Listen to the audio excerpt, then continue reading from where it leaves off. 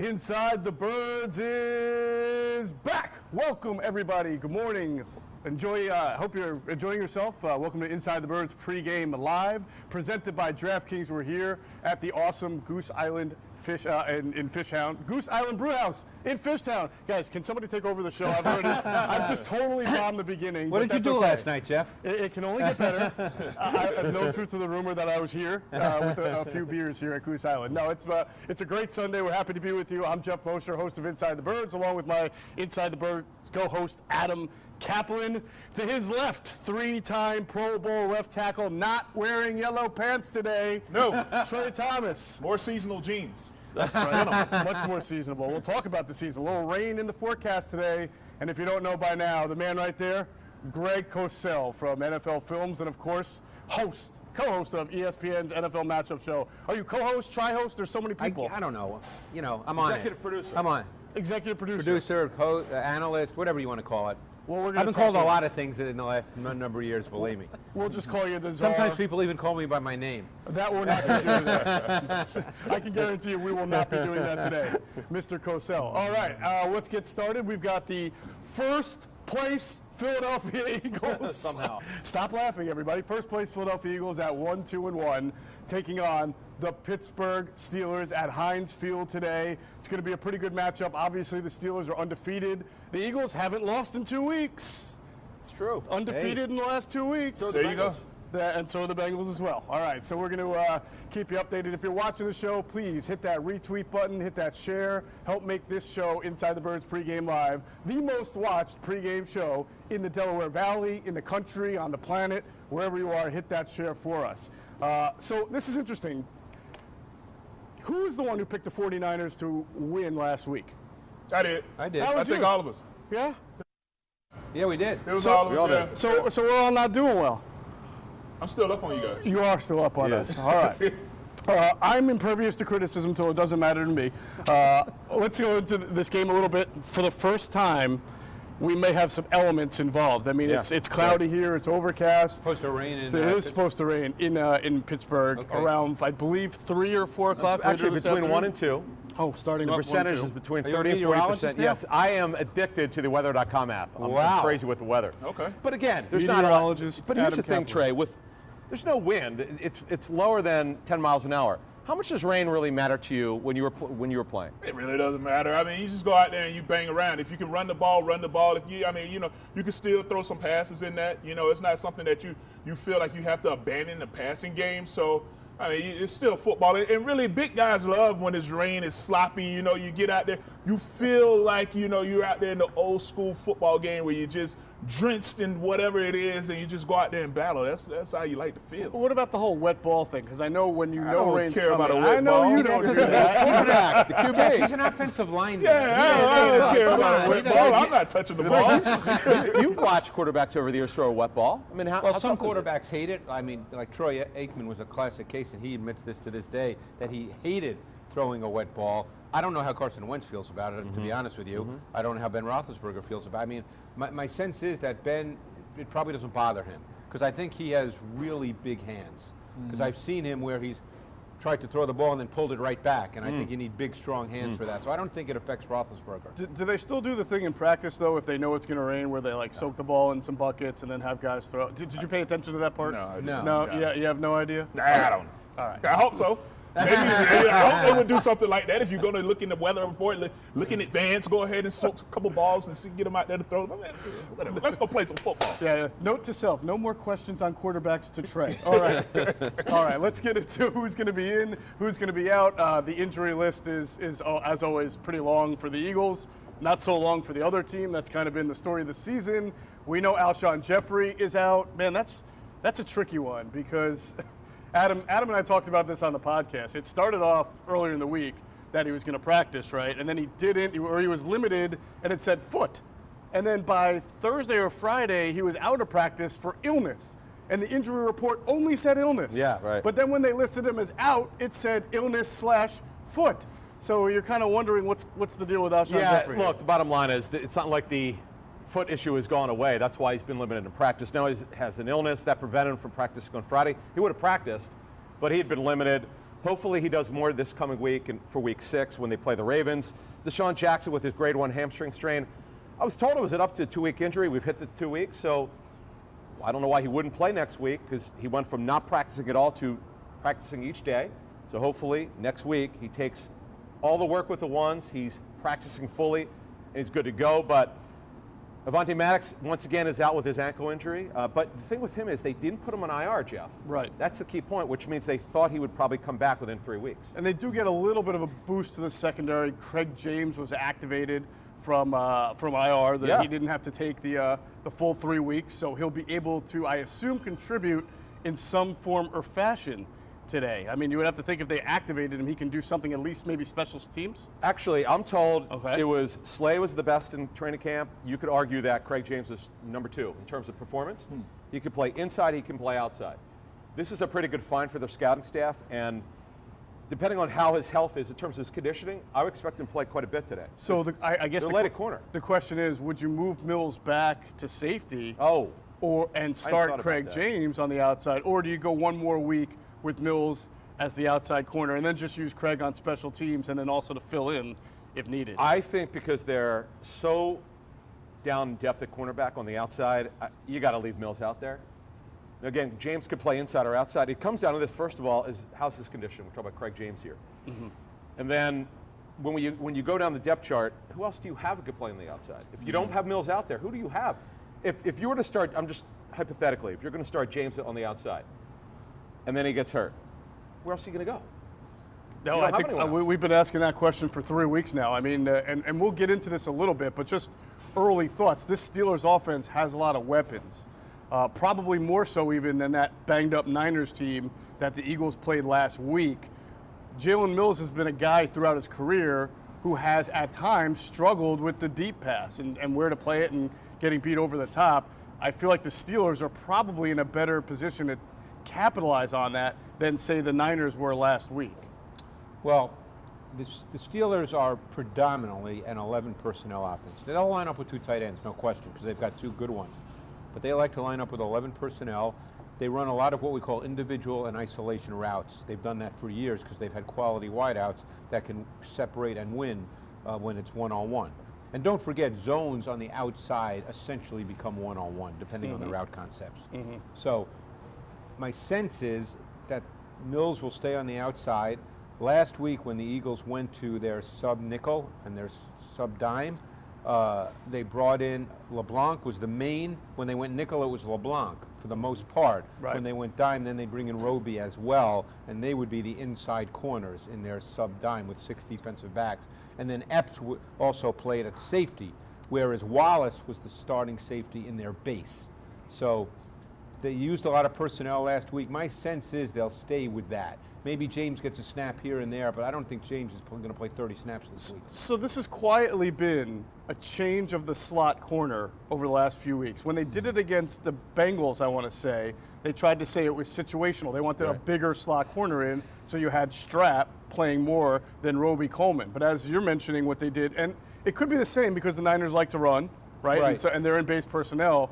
But based on what you're saying, it sounds like after a rough 3 weeks for Roby Coleman, they were pretty quick to give Strap some more time in the slot now. Well, the Steelers, are, as I said, the Steelers will line up much more in normal down and distance situations, 1st and 10, 2nd and 5, in 11 personnel.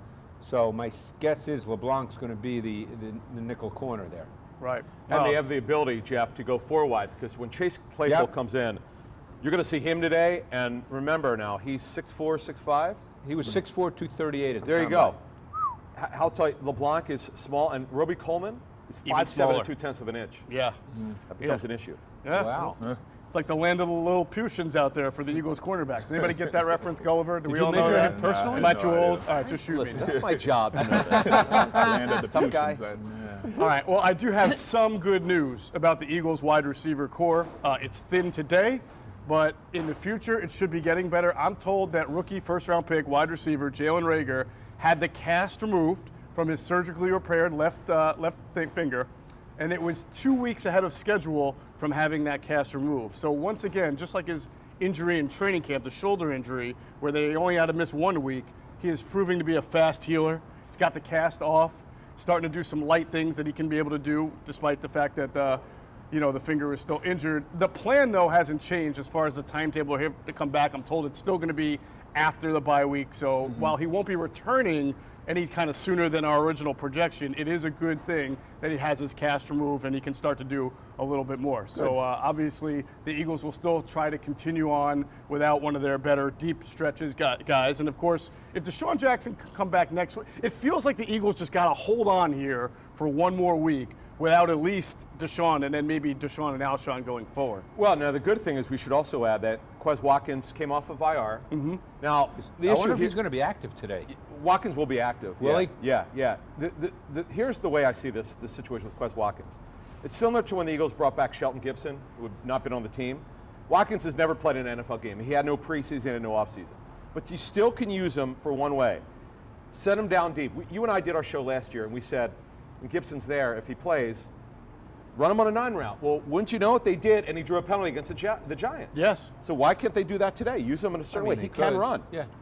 So if he's active today, their active wide receivers would be... They'd probably have 5 active then. Probably yes, 5, correct. which would be Greg Ward, John Hightower, Travis Fulgham, J.J. Arcega-Whiteside, and Quez Watkins. Interestingly, Deontay Burnett was not elevated. So Correct. A guy who was... I don't want to say he was significant to their game plan, but he was a healthy wide receiver who caught a few passes, is now no longer not going to be with the team this week, over a guy in Quez Watkins who has barely practiced. I mean, he's been injured for most of the time. But Adam makes a good point. You're dealing with traits.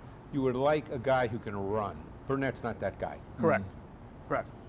All right. Let's move on to the Steelers' injuries. Their fullback, Derek Watt, out with a hamstring injury. Is he a big part of their offense? No. He's not like Kyle Juszczyk is to the... No. In fact, they signed okay. a fullback, Edmonds, off of the practice squad, so he'll fill in that role. Right. Gotcha. Zach Banner has an ACL tear. He's on injured reserve. Right, but he He's hasn't their right played tackle. the last few weeks. So. Right. He's done. No, he's done for the season, Yeah. but he was their right tackle. Yeah. Right. So you've got the third-year offensive tackle, Chukwuma Okorafor. Did I get that right? Okorafor, yeah, There you yeah, go. that was good. All Yeah. right. He's been starting. Does he start at right tackle today? Yes, correct. Yes. All right, he starts Yes. at right tackle. Of Yes. course, our friend Steph Wisniewski, left guard on the Eagles Super Bowl team, is out. He's on IR with a pec muscle tear. Matt Filer fills in. You're kind of a Filer Matt Filer, observer. Mr. Bloomsburg Matt Filer, himself. yeah. Right. Yeah. Well, he started for them last year. Yeah. Right. He's a right. guard/tackle, but I will tell you, and we'll get into the matchups. This is one, from talking to people who've looked at the Steelers tape, this is an area where the Eagles are going to have an advantage with their defensive line versus Filer and Okafor. Okorafor. I knew I'd screw it up. Not Okorafor, I got it. Okafor. I got it. Okorafor. All Yeah, right. with Okorafor, he posted a video, something earlier in the offseason where he was working some pass sets. And one of the things I noticed just from it is that he rocked out of his stance. Once he came to a stop, he rocked out of it.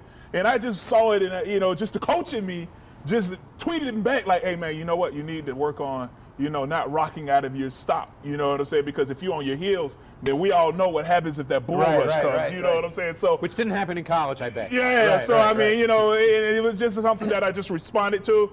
He never replied, but I don't know if he took offense to it, but it's okay. How does he throw a wet ball? I don't know. All right. You probably didn't lose a lot of sleep over it if he took offense, did you? Yeah, I don't know. No.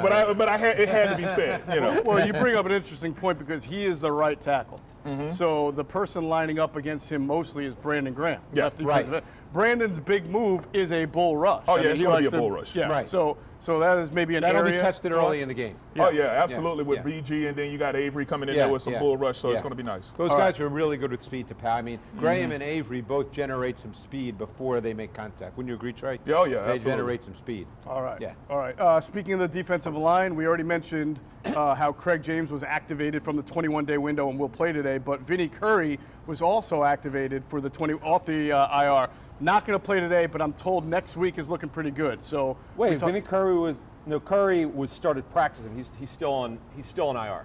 I know, isn't it? I said activated the 3-week Oh, you window. mean the 3-week window? I got you. Right. Got you. Come on, Okay. Fowler. Only I'm allowed to blow the opening of the show, not you.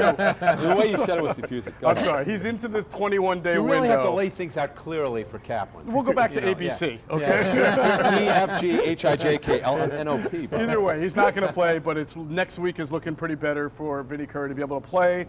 And then you start to think about, man, next week, I don't want to get too far ahead, but if It's the Eagles can kind of hang on. Game at a time, one play at a time. Come on now. But We're not looking at one next thing on week. Curry, Jeff, though, here's the question. If when he's available and if these younger guys keep playing well, how much will he play? Because he'll be the 60N, right?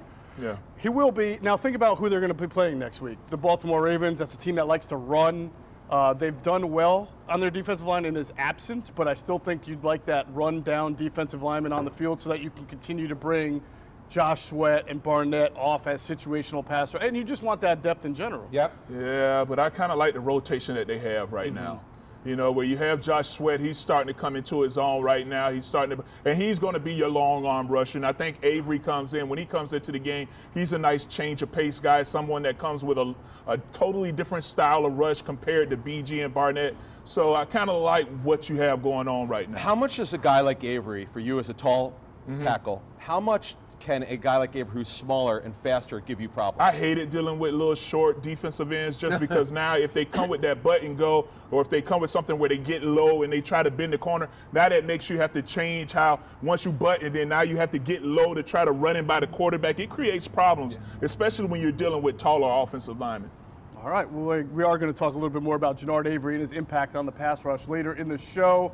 Real quick, we know the Eagles protected the 4 players this week on the practice squad. At first, it was Elijah Riley, Graylin Arnold, Jason Kroom, T.Y. McGill. They re-signed Adrian Killins to the practice squad, but then they signed Graylin Arnold to the practice squad, and Elijah Riley, and the tight end, Jason Kroom, were both elevated from Jason the practice Kroom, squad. I know he's not playing today. He's a fascinating player. He was with Buffalo. Well, he could play today, right? They elevated him. He's a fascinating player because he's a tight end who went to college as a wide receiver, okay? He has some explosiveness to his movement. I liked him in Buffalo, and obviously Buffalo went in other directions, and for whatever reason, I wasn't there. I don't know why they made that decision, but he played meaningful snaps for Buffalo and had plays in the NFL, and he's an athletic kid.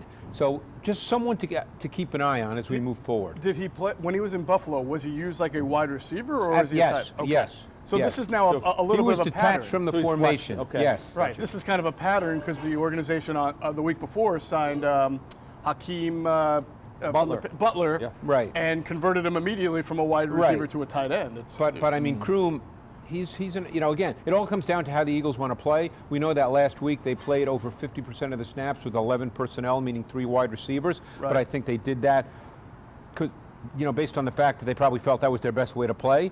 But we know that they can play with 2 tight ends, and they played with 3 tight ends at times. So Kroom's just an interesting guy to watch because I'm just telling you that when I watched him play in Buffalo, I thought there was something there. Okay. All right, something to watch there. He is technically able to play. We'll wait. He's the an Inactives athlete. will be out He's early, an but athlete. they elevated him for a reason, so we'll have to see what they use him for. One guy they won't have today, well, 2 guys are T.J. Edwards, the linebacker. You saw him leave with the hamstring strain. He's on IR, along with Rudy Ford back on IR, and a Partridge and a Pear Tree with IR with the Eagles, because that's the way it goes. You noticed something when Edwards came out last week, how they decided to fill him in. We saw Alex Singleton play, but did you notice a difference in how he was used? Well, I'm trying to remember who went Remember, when Edwards left the game, Singleton was not the middle linebacker when that so happened. did they move Nate Gary to the middle? I believe so, yeah. So Nate Gary kind of moved from an outside role into the middle, where I believe he's played before. Yeah. And then they used Singleton on the outside with Duke Riley on the outside. Yeah. All right, so interesting to watch today to see where. But again, I don't know how much base. Well, look, like I said, the Steelers will play 12, but they're not the 49ers. Right. So I don't know how much base 4-3 personnel that the Eagles will be should playing be mostly today. nickel. Yeah, we're going to be more done. I think the fan base, Trey, would love to hear today that even if the Eagles are in nickel and playing 2 linebackers most of the game, that Alex Singleton would be one of them. I don't know if the Eagles are going to make that move. Well, I shouldn't say won't be. I'm not, But normally it's been Gary and Riley. Right. Do they deserve to keep Gary and Riley as the nickel? I'm not trying to make too much of Alex Singleton getting the ball thrown to him and that you could have caught, by the way. I understand, but when he's in there, he does play with a little bit of energy and God, I mean, he's got good hair though. He has good hair. Yeah. I think for him, he plays a little bit more disciplined at the linebacker role, especially when they're always reading in the backfield. He doesn't allow that. Like on his interception, at least I know he said, "Well, hey man, they just threw the ball straight to me." Well, you know what? He was looking into the quarterback, reading the backfield, but he dropped back into the zone that he needed to be in. Correct. Compared to when you look at a Gary or T.J. Edwards, when they go in there and they're looking in the backfield, the quarterbacks are able to manipulate them with their eyes, and then now they can come over their heads because they're out of position. So, at least Singleton, he drops back into the zone where he needs to be. So you're saying he's not completely lost on defense? No, he's not going to be one that he's going to be manipulated. At least he'll drop back into where he needs to be because that's what allowed him to get that interception. That sounds like improvement. He to had me. some good run snaps too. I mean, I thought he played, given the number of snaps, I don't have the exact number, it probably wasn't more than 20, but I thought he played pretty well overall. Remember, he played in the CFL. I mean, it's not like he hasn't been on the field He was before. Defensive Player of the Year, I believe, in the CFL. So, It's which football. is a passing Football. league, so you would think he would understand where to be in certain concepts, All right? That's awesome. You're just going to toss that out? Defensive Player of the Year? Okay, that's cool. Man, you're a wet blanket today. My bad, man. I mean, I'm sorry. I just watched my son play flag football the other day, man. And there was an all-girls flag football team out there, man. They whooped Your my son was son's- playing on an Oh, all-girl? yeah, man. They beat the brakes off my son's team, man. These girls were athletic, man. They were awesome. All right. Well, how did I you don't get your know. son involved in an all-girls flag football? No, team? he wasn't. He was playing he was on a regular team, but it was an all-girls team that played against him. wow. Their I team. see. Yeah, I man. see. I mean, these girls were athletes. Hey, man, They it's were 2020. big, too, man. It's- They just destroyed my son's team. It was awful. We'll try to get you He through. sounds shaken up about it. Yeah? We'll try to get you through. I had a good time just watching them. Man. I'm like, oh, son, man, that's not good.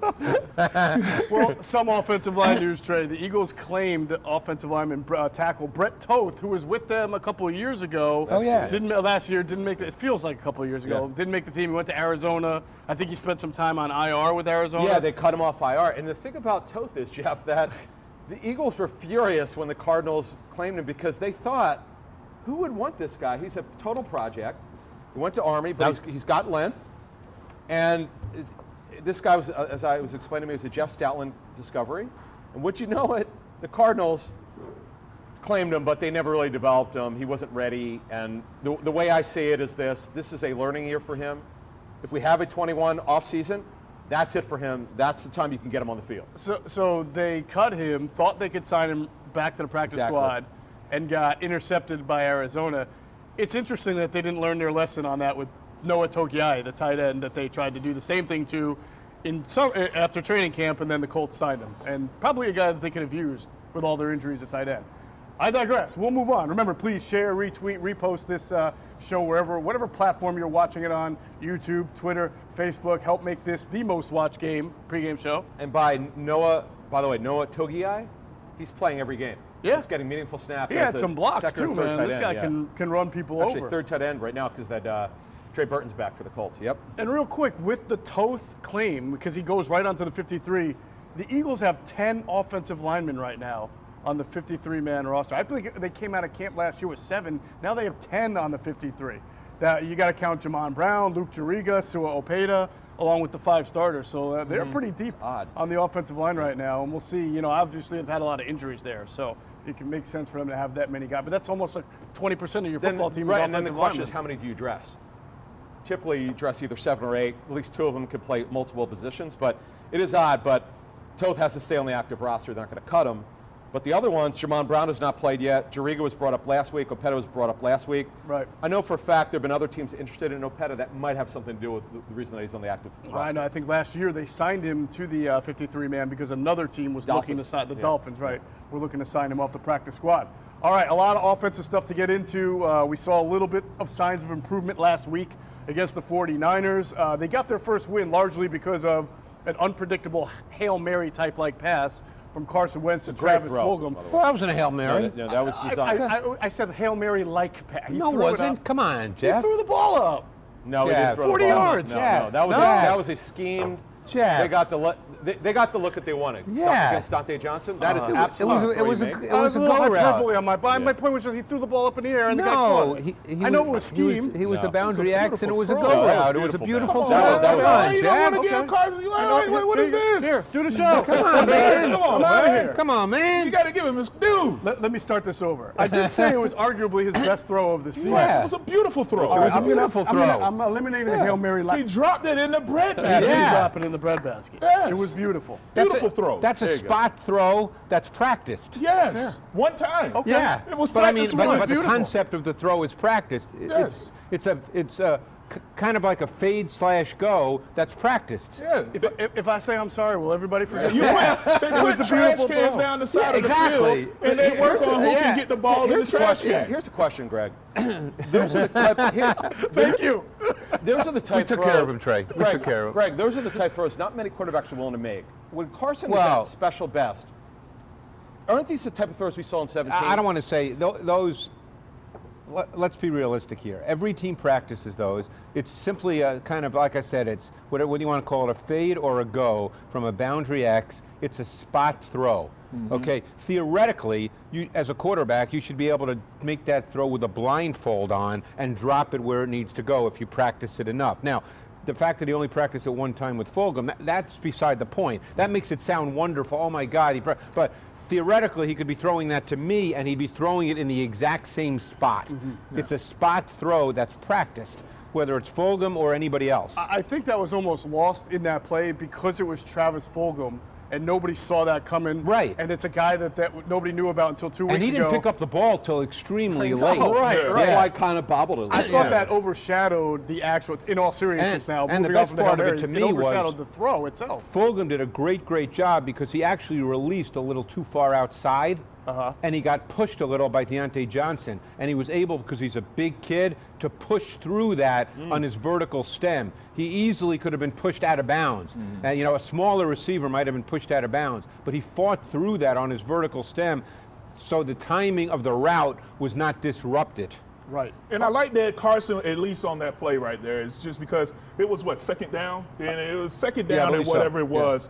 And he had, I think he had Miles underneath for a little dump off, but at least he went out there, he saw, you know what, I got man coverage over the left side right here. Yeah. I'm going to go ahead and try to take that throw, to take the chance for that throw, because, Carson has been a little gun shy No question. lately. And for him to go ahead and have confidence and make that throw, I thought that was a big step in the right direction. All right. We've talked about the job of a good quarterback like Carson, trusting receivers, making them better. You see Aaron Rodgers do that with some of the guys, and you see Tom Brady in the past. But Adam, when we did ITB, you had your league sources who watch the tape also look at the tape and say, yes, beautiful throw, but to think that he's completely reversed from what he was the first 3 weeks. He's still missing. I did not see this. Someone who I really trust said Burnett was open. He actually never got a pass target in the game technically, but Burnett was open for a touchdown.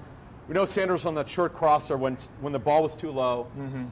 I know fans want to argue with me on this. It was an inaccurate throw. Yeah, Correct. I get that Sanders maybe could have gotten in. You saw Miles go like this. That's why I always use the term Adam ball placement. Right. It's about ball placement. When Wentz is on his game, like we saw in 17 and when he was more accurate in 18, it's on the correct shoulder, not the left one. It's supposed to be on the right. It's not down his shoe tops. For whatever reason, he's just not where he was. Now, I think we all would agree he was a little bit better. Carson was a little bit better this past week, but he's nowhere near where he needs to be. Yep. Right. He's got to get better, and hopefully it keeps happening. And as you said, Jeff, when he's on his game, you saw this in 17 and in 18. Also, how he closed last season. We mentioned Deontay Burnett. He made guys we never heard of look better. That's high-level quarterback play. When he's at his best, he's a turn-it-loose guy. Right now, for whatever reason, he's not seeing certain things. Like, in my opinion, and I don't know how they coach it, so I'm going to leave it there because, I don't rip coaches. I don't do that because I know how hard they work. But I thought the interception he threw early in the game, I thought that ball should have been thrown to Ertz. I thought that the sack he took by Jamar Taylor, which I forget, it was in the second half, I forget, third or fourth quarter, he should have thrown to John Hightower on the slant. It was there. So he's still, for whatever reason, it's not registering. Certain things are not registering. People keep asking me about Zach Ertz's down year or quiet year, and what I keep saying is, when you watch the tape, you see there are times for Carson to hit Zach Ertz. I know in 2 games going to the Bengals, we all thought that there was a real play to be made downfield, and Carson just for whatever reason didn't throw the ball. Right. Trey, when you see with that, Is there a common theme there? Is there something you're detecting on why he wouldn't be seeing those guys? I think it's just something where he has to continue to see the field and just trust the throw. Just let it go. Yeah. You know, you can't play the game and be afraid of making a mistake or be afraid of putting the receivers in the bad. Now, he has put some receivers in bad situations and gotten their head taken off. You're looking at Rager right now. He's out on IR or coming off of whatever the situation is. But I think that he needs to continue to just go ahead and just let it rip. And for whatever reason, I think Carson plays better when he has perceived lesser talented receiving core out there. You know, when he's more of the guy instead of having big personalities like Deshaun Jackson, like Alshon Jeffrey, guys that have been around the league for a while. So to me, when you have some of these younger guys that are a little bit more hungry, it seems like Carson Wentz can come out there and just play his game and cut it loose. But to me, it just seems like he's still just a little gun shy and needs to just let it rip. Can the Fulgham thing kind of unlock something for him? Well, I think you just have to keep working through that. There's nothing else to do. Because I actually took a look this week at some of his great throws over the last number of years. I didn't watch 100 of them. I didn't have that kind of time. But you can go back to his first game. He made a throw to Jordan Matthews on a deep dig ball that was just a ridiculous throw. Like I was even amazed that he turned it loose, but it turned out to be a completion for 20+ yards. I remember that was like between the linebacker and the corner conversion. It was a deep dig. It was actually the backside of the read. Right. So as a rookie, it was a front side read, and he came to the backside dig, which for a rookie is high level quarterbacking, and it was a big time throw. Those are the throws that you have to just let it go. Adam and I were actually talking before the show, because I always use the term turn it loose, and sometimes I guess people don't know exactly what I mean, but you have to throw in the NFL, you got to throw the ball. It's just the way it is, because open is a relative term in the NFL. I'm glad you mentioned that. I wanted to ask you specifically, in watching the tape from last week's game, did you see examples of his receivers struggling to get open as well? I mean, I think they struggle against man, and I thought that was true even last year when I watched the tape down the stretch. I mean, I think, you're obviously not dealing with high level receivers. I think Greg Ward has done a nice job on certain routes. I think Ward has a really good feel for those quick slant routes where he takes his vertical stem just enough to force the corner, step on the corner's toes and then be able to break inside on those quick slants. But I mean, this is not a receiving core, I think, overall, that's going to provide big windows. But that's not an excuse. This is the NFL. Right. When it's one-on-one, you got to throw the ball. Right, and you can throw receivers open as well with good timing and anticipation. Throwing receivers open is a term that's often used when you talk about, let's say, guys cutting across the field and you throw it to air and they run and go get it. But in the NFL, if I'm running just a routine route, sometimes the receiver could be, here and the corner's here, and it doesn't look open, but if you place the ball in the right spot, it's open. And then it comes down to ball placement, and you've got to make those throws. Yeah, and you have to be a special quarterback to do that now. When you're talking about it, because now you're talking about anticipation throws. Yeah, exactly. Yeah, and you have to be really on for that. But he's made those in his career. He was in 17. He's made those. The way it was explained to me by quarterback's coach is this: never make the target slow down. Keep them going forward. Get the ball out, as Trey's talking about, with anticipation. But Greg, would you call the pass to Fulgham anticipation? I wouldn't call it anticipation, because that's a practice spot throw. That's a throw once he saw he had one-on-one, he was throwing that ball. And then you throw it to a spot. So more timing? So that's not a time? There's timing for sure, because timing. there's a timing involved in making the throw. Okay. But he's not waiting to see if Fulgham is going to win. Yeah. He's throwing the ball to that spot. And but he's saying you got to go win it. There's a lot of spot throws in the NFL. By spot throws, I mean the route is a certain distance in terms of either steps or yards, okay? And the quarterback throws it to where he's going to be. Like a lot of out routes are spot throws. Right. Okay, Ron Jaworski used to tell me all the time that in practice, let's say it was an out route, whatever the yardage was on that particular out route, is that he would say, I knew it was a 5-step drop, and I'd throw it to a spot. I could do that blindfolded. He says, I didn't need to see the receiver. I know where I'm throwing the ball. So a lot of throws in the NFL are spot throws. So give me an example of a throw that you would say that's an anticipation throw. I think anticipation throws often come against zone coverage, where you're reading, you have to have a feel for the underneath coverage and how they drop in a given zone coverage. and then a route that comes behind the underneath coverage, you have to throw it within. You can't wait till the receiver gets into the void, because then the backside becomes a factor. The backside underneath defender becomes a factor, or the safeties seeing the throw and being able to drive on it. So you have to make those throws literally before the receiver gets open behind the underneath coverage. Those are anticipation throws. I think if you were looking for a play, it would be the 4th and 4 to Hightower. You know, it was something that, you know, you had to see him. He had to come in and make that break, and you know you had to just get rid of the ball right on time, and you had to kind of anticipate that for that secondary play to get there. That's a great play to mention, because that's one of the few times in the game they actually did stuff that we've talked about in the first number of shows here on Inside the Birds, is that they actually used a natural rub element there. So that was a designed play to get the ball to Hightower, because I think it might have been Fulgham who ran what was essentially a pick rub, and then Hightower came underneath them because it was 4th and 4, and they knew they were going to get man coverage. So they ran what was essentially a natural rub element, the kinds of things I'd like to see them do more of. Yeah, speaking of good foreshadowing on Inside the Birds pregame live, I believe it was you that talked about how early the Niners would try to get those run concepts or play action concepts against the Eagles linebackers. What was the second play of the game? Juszczyk. Juszczyk, right up the middle. Was it Edwards who hit that? It was T.J. It was Edwards. Edwards. Did you see how hard he hit the run action? He fell down, I told you they'd isolate specific defenders, and they isolated Edwards, and he hit that run action like it was the last play on earth. And I mean, I was obviously a bad throw, but that would have been a big play. I told you that last week that they'd go for Juszczyk on that. Second play of the game. Second play of the game. They were trying to get on that early. One thing that we noticed the last 2 weeks, and really last week a lot, is the use of Carson's running ability to start to move the chains. It was part of also rollouts, design movement. Right. He had a little read option. I think he scored a touchdown. He did. On his own read type of play. And that's something that we've gotten used to with Carson Wentz earlier in his career. Obviously, the injuries, he runs a little differently now, but certainly when the guy has rushed for 10 first downs over the last 2 games, so they're really trying to incorporate that. He also has a rushing touchdown in 3 straight games, along with 16 rushes overall for 102 yards in the last 2 games. Carson talked about that this week, about using his legs more, especially without the weapons that he's used to having.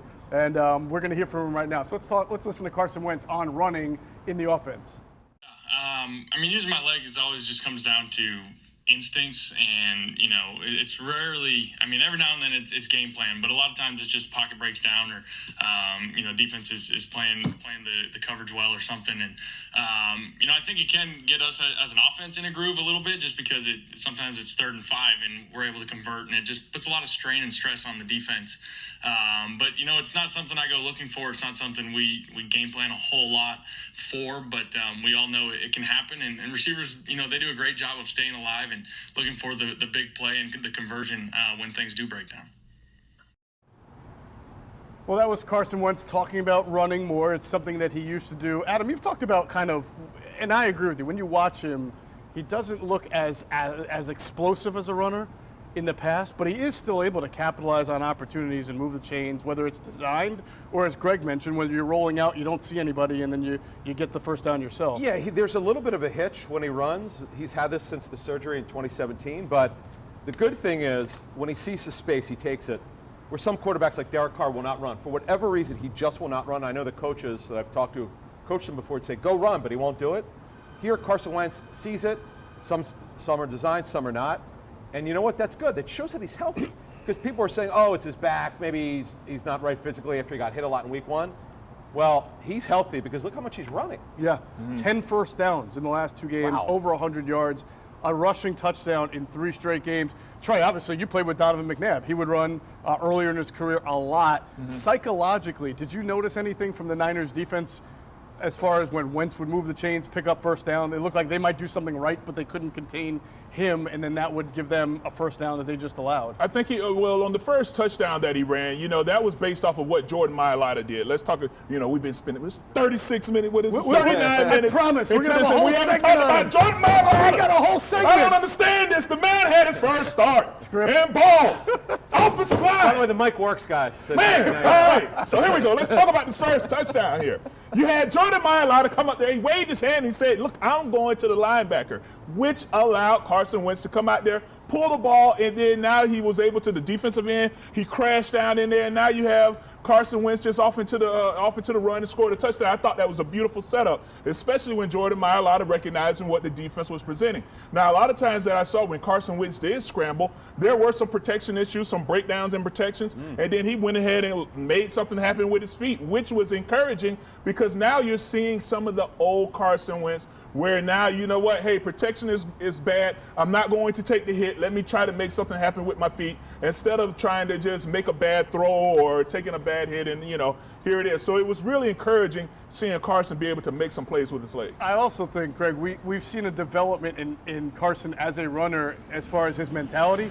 We go back to his rookie year and the Super Bowl year, and Carson would run into people. I think of the Carolina game where he runs right into Kuechly and Davis at the goal line, and everybody's like, oh my God, great play, but you're going to get yourself killed. Well, he's got a lot of injuries, and now when you see him run, he'll roll out, he'll go out of bounds after the first down, he'll dive.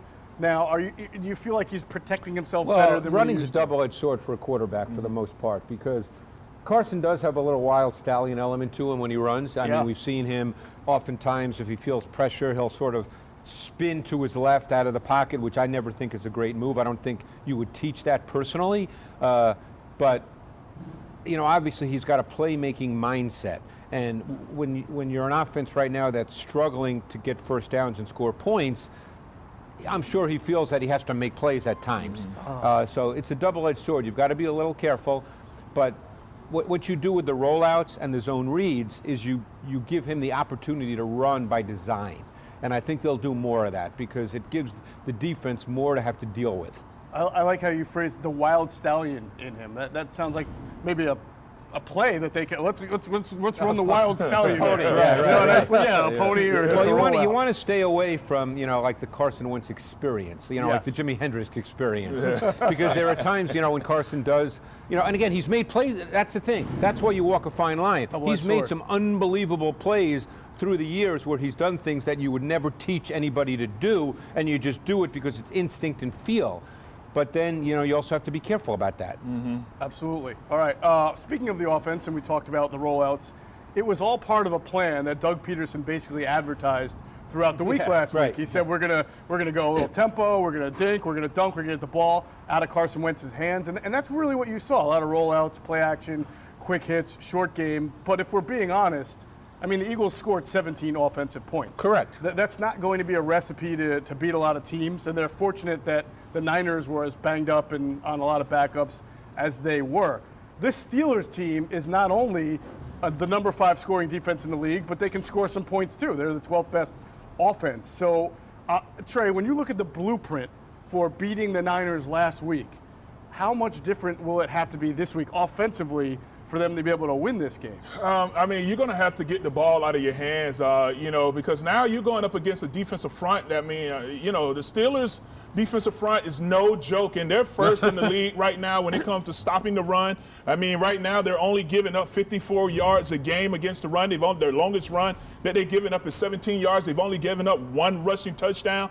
I mean, and now when you look at what they present as a rushing defense that get after the quarterback, I know we're making a lot of what our defense has done with 17 sacks, 45 quarterback hits. Now, you look at what the Steelers have done just in 3 games, 15 sacks, 39 quarterback hits. I mean, they would be right up there with our defense, but they missed the game last week. So, this is going to be a challenge. You're going to have to get the ball out of their hands.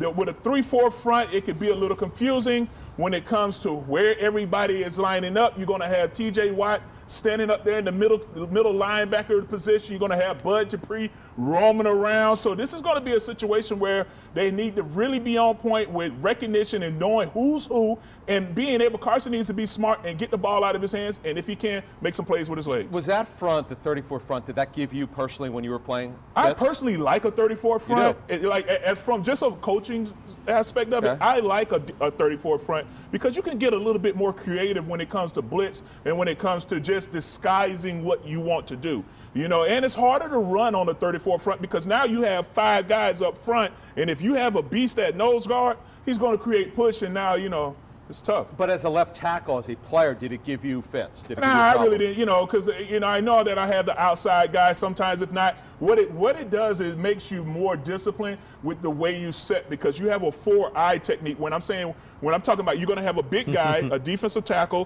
what they call it a defensive end for a 34, but he's going to usually be a 290-pound guy. What Fletcher Cox used to be when Chip Kelly was here. Yeah, so my man that used to be for New England, Richard Seymour. Richard Seymour. So now he was 315 pounds. Yeah, so now you have that at defensive end, and then now you have a speed guy that's probably a couple yards out. So now what that makes you have to be is a little bit more disciplined with the way you set as an offensive tackle, because you cannot set out at a 45, because then now you get hit with those games where now if you get a tackle that's going to try to hit you on your inside shoulder, and then now the the outside linebacker is going to come around. You have to be more disciplined. You have to set vertical now more opposed to setting at a 45. Adam, could you please explain what a 4-eye is? I thought you would do that for us. Yeah. I know exactly what it is. Well, let our audience know. Trey can explain it. Well, what a 4-eye is usually a defensive end that's lined straight up or head up on the offensive tackle or slightly inside. Inside, yeah. Right. Yeah. Yep. Right. So in that case, when you're facing a 3-4 and you're the left tackle, Mailata, you're almost not just solely focused on the outside rusher, the linebacker, but you also have the lineman. Oh, no, you have to focus on the outside guy. You have to focus on the outside guy and feel the inside. Yeah, yeah. But if they play games, though, you have to be still conscious. have to feel that. You still have to feel it. You know what I'm saying? So he'll have to set vertical, which he did a lot in this past game. He did set vertical. You can see that he dragged with his inside hand. You can see when he sets, he's kind of using his inside head just to feel the guy, but focused outside. So that's something that he's going to have to do when you're facing a 3-4 defense. Just, if I may, before we continue this discussion on the Steeler D, because there's a lot to talk about, I think since you were just talking about Mailata, could you tell us how you thought he played? Because whoa. That's the next segment. Oh, okay. All right. I write the script. All right, well, can I talk about Hail Marys, all right? No audibles. Can I talk about the Steeler D then? It's funny, I have the script, and it literally says, Greg, what will the Steelers do differently than the 49ers? So you must have some kinesis with me. Let's assume that the Eagles stay with predominant 11 personnel. Then here's what you're going to get. You're going to get the Steelers playing both nickel with 5 defensive backs and dime, which they play on third down with 6 defensive backs. Cameron Sutton is their dime corner. So what that presents now is a more basic front, because you get Dupree and you get Watt on the outside, and you get Tuitt and Haywood on the inside. And by the way, each guy as an individual is a beast. Okay, each guy is tough to block one-on-one. They're really difficult. All right. Then what you get, Devin Bush plays in their dime. He's the only linebacker, and he's an explosive athlete. When they're in nickel with 5 DBs, Vince Williams is on the field, and he's a very good player. But one thing to be concerned about here is Mike Hilton, their slot corner, is one of the best blitzing slot corners in the NFL, and he is a meaningful part of their pressure packages. Most of their sacks come from that front, but Hilton and Williams, when Williams is in the game in nickel, they are blitzers as well, and you have to be aware of that. There's ways to know when Hilton's going to come because of how the safeties play. Yeah. It's what we call, Trey knows exactly what I'm talking about. If the slot corner is capped, meaning that a safety is literally right behind him, right over him, that's an alert that Hilton might be coming. Right. Yeah. Right. So when you factor in what you just said, compared to the Niners being without Bosa, without Ford, their situational pass rusher. This presents a much... Without 3 of their 4 top corners. 17 points is arguably the best defense in the NFL because they have studs at all 3 levels. Yeah. Right. Yeah. All right. This is going to be a tough way, you know. And knowing that that Mike Hilton is going to be a blitzer, he already has 2 sacks in there. That should help you out a lot when it comes to the way you're going to slide the protection. And like Greg was saying, like you have to read the safeties. I mean, that's football 101 when you're talking about protection. You have to read the cap safeties and understand where the blitz is going to come from. You can't abandon the rules of protection on this. But the other issue is the Steelers know that too. Most teams will slide to the slot, okay? Because slot corners are part of a lot of different blitz concepts, okay? So a lot of teams will slide to the slot. The Steelers know that too. So, you know, there's this had to be a real homework week for the offensive line and for Carson, because there's a lot of pre-snap recognition, Trey, right? That needs to come into play here. And just so people understand where the slot is to the passing strength of the offense. Correct. So wherever the most wide receivers are, that's the passing strength. You can't look at the tight ends. Right. You know, the tight ends have a place in it, but it's wherever the most wide receivers are. Absolutely. All right, a lot of cat and mouse that has probably gone on throughout the week. We're going to get in 1 second now. We're going to get So into I didn't mean to jump on you, Jeff, you know? It's all right, but I know man. Trey's like chomping at the bit here. Yes. You know, I want to, you know. The paycheck's the same for all of us, so it doesn't matter what happens. I don't want it all to right? like get real excited and like try to you know hit me or something, you know? I No, mean, no, those days are gone. Now that would be must-see TV. We'll see if we can get that going on. Be sure to check out Philadelphia Sports Nation for all of your latest Philadelphia sports news. They cover the Eagles, the Flyers, Sixers, Phillies, and the Union like nobody else, enhancing the fan experience with all of their great content. PHLSportsNation.com is their website, at PHL Sports Nation on Twitter. Make sure you're checking them out whenever you're looking for your Eagles, Phillies, Sixers, Flyers, and Union content. All right, it's trench talk time. I thought we were going to jump out of the seat there. See, Finally. I promise you, I write it into the it's script. okay. All right. Oh, we mentioned Jordan Mailata. A successful debut. They won the game. There were no Winston Justice nightmares, so that's a positive.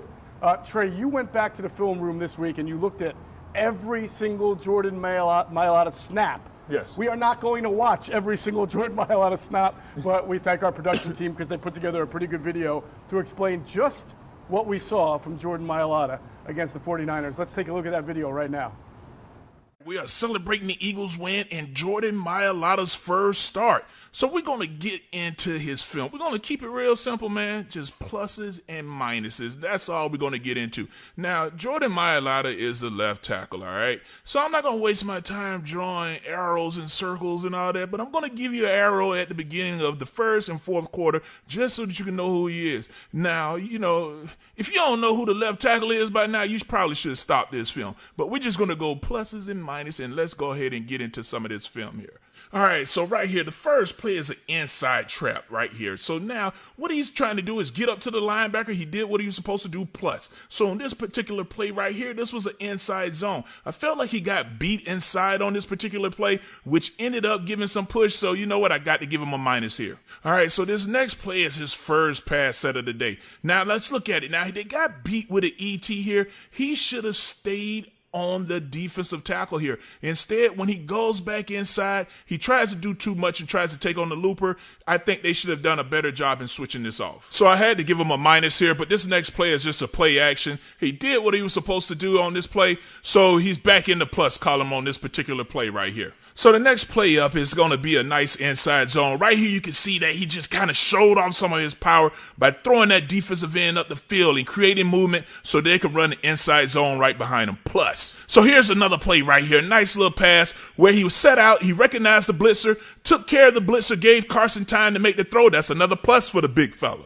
All right, so here, this next play is just a nice little play action. He comes off, does what he's supposed to do. Hey, I love play actions because, hey, if you don't mess up, that's another plus for you. So right here on this particular play, this next play here, I think he did a good job sitting down on the bull rush, redirecting, but Carson started getting flustered in the pocket because Jack Driscoll gave up a little push. Let's look at it again. Now, you see Jack gets that little push, but I think Jordan is doing a good job right here with protection. It wasn't his fault. That's another plus for the big fella. So on this next play right here, it's a nice little inside zone to the left and cut back right. I thought he did a good job of creating movement, but here's the problem. Matt Pryor needs to do a better job getting to that linebacker. All right, so on this next play, it's going to be an outside zone pitch right or whatever, but I don't even think Jordan touched anybody on this particular play.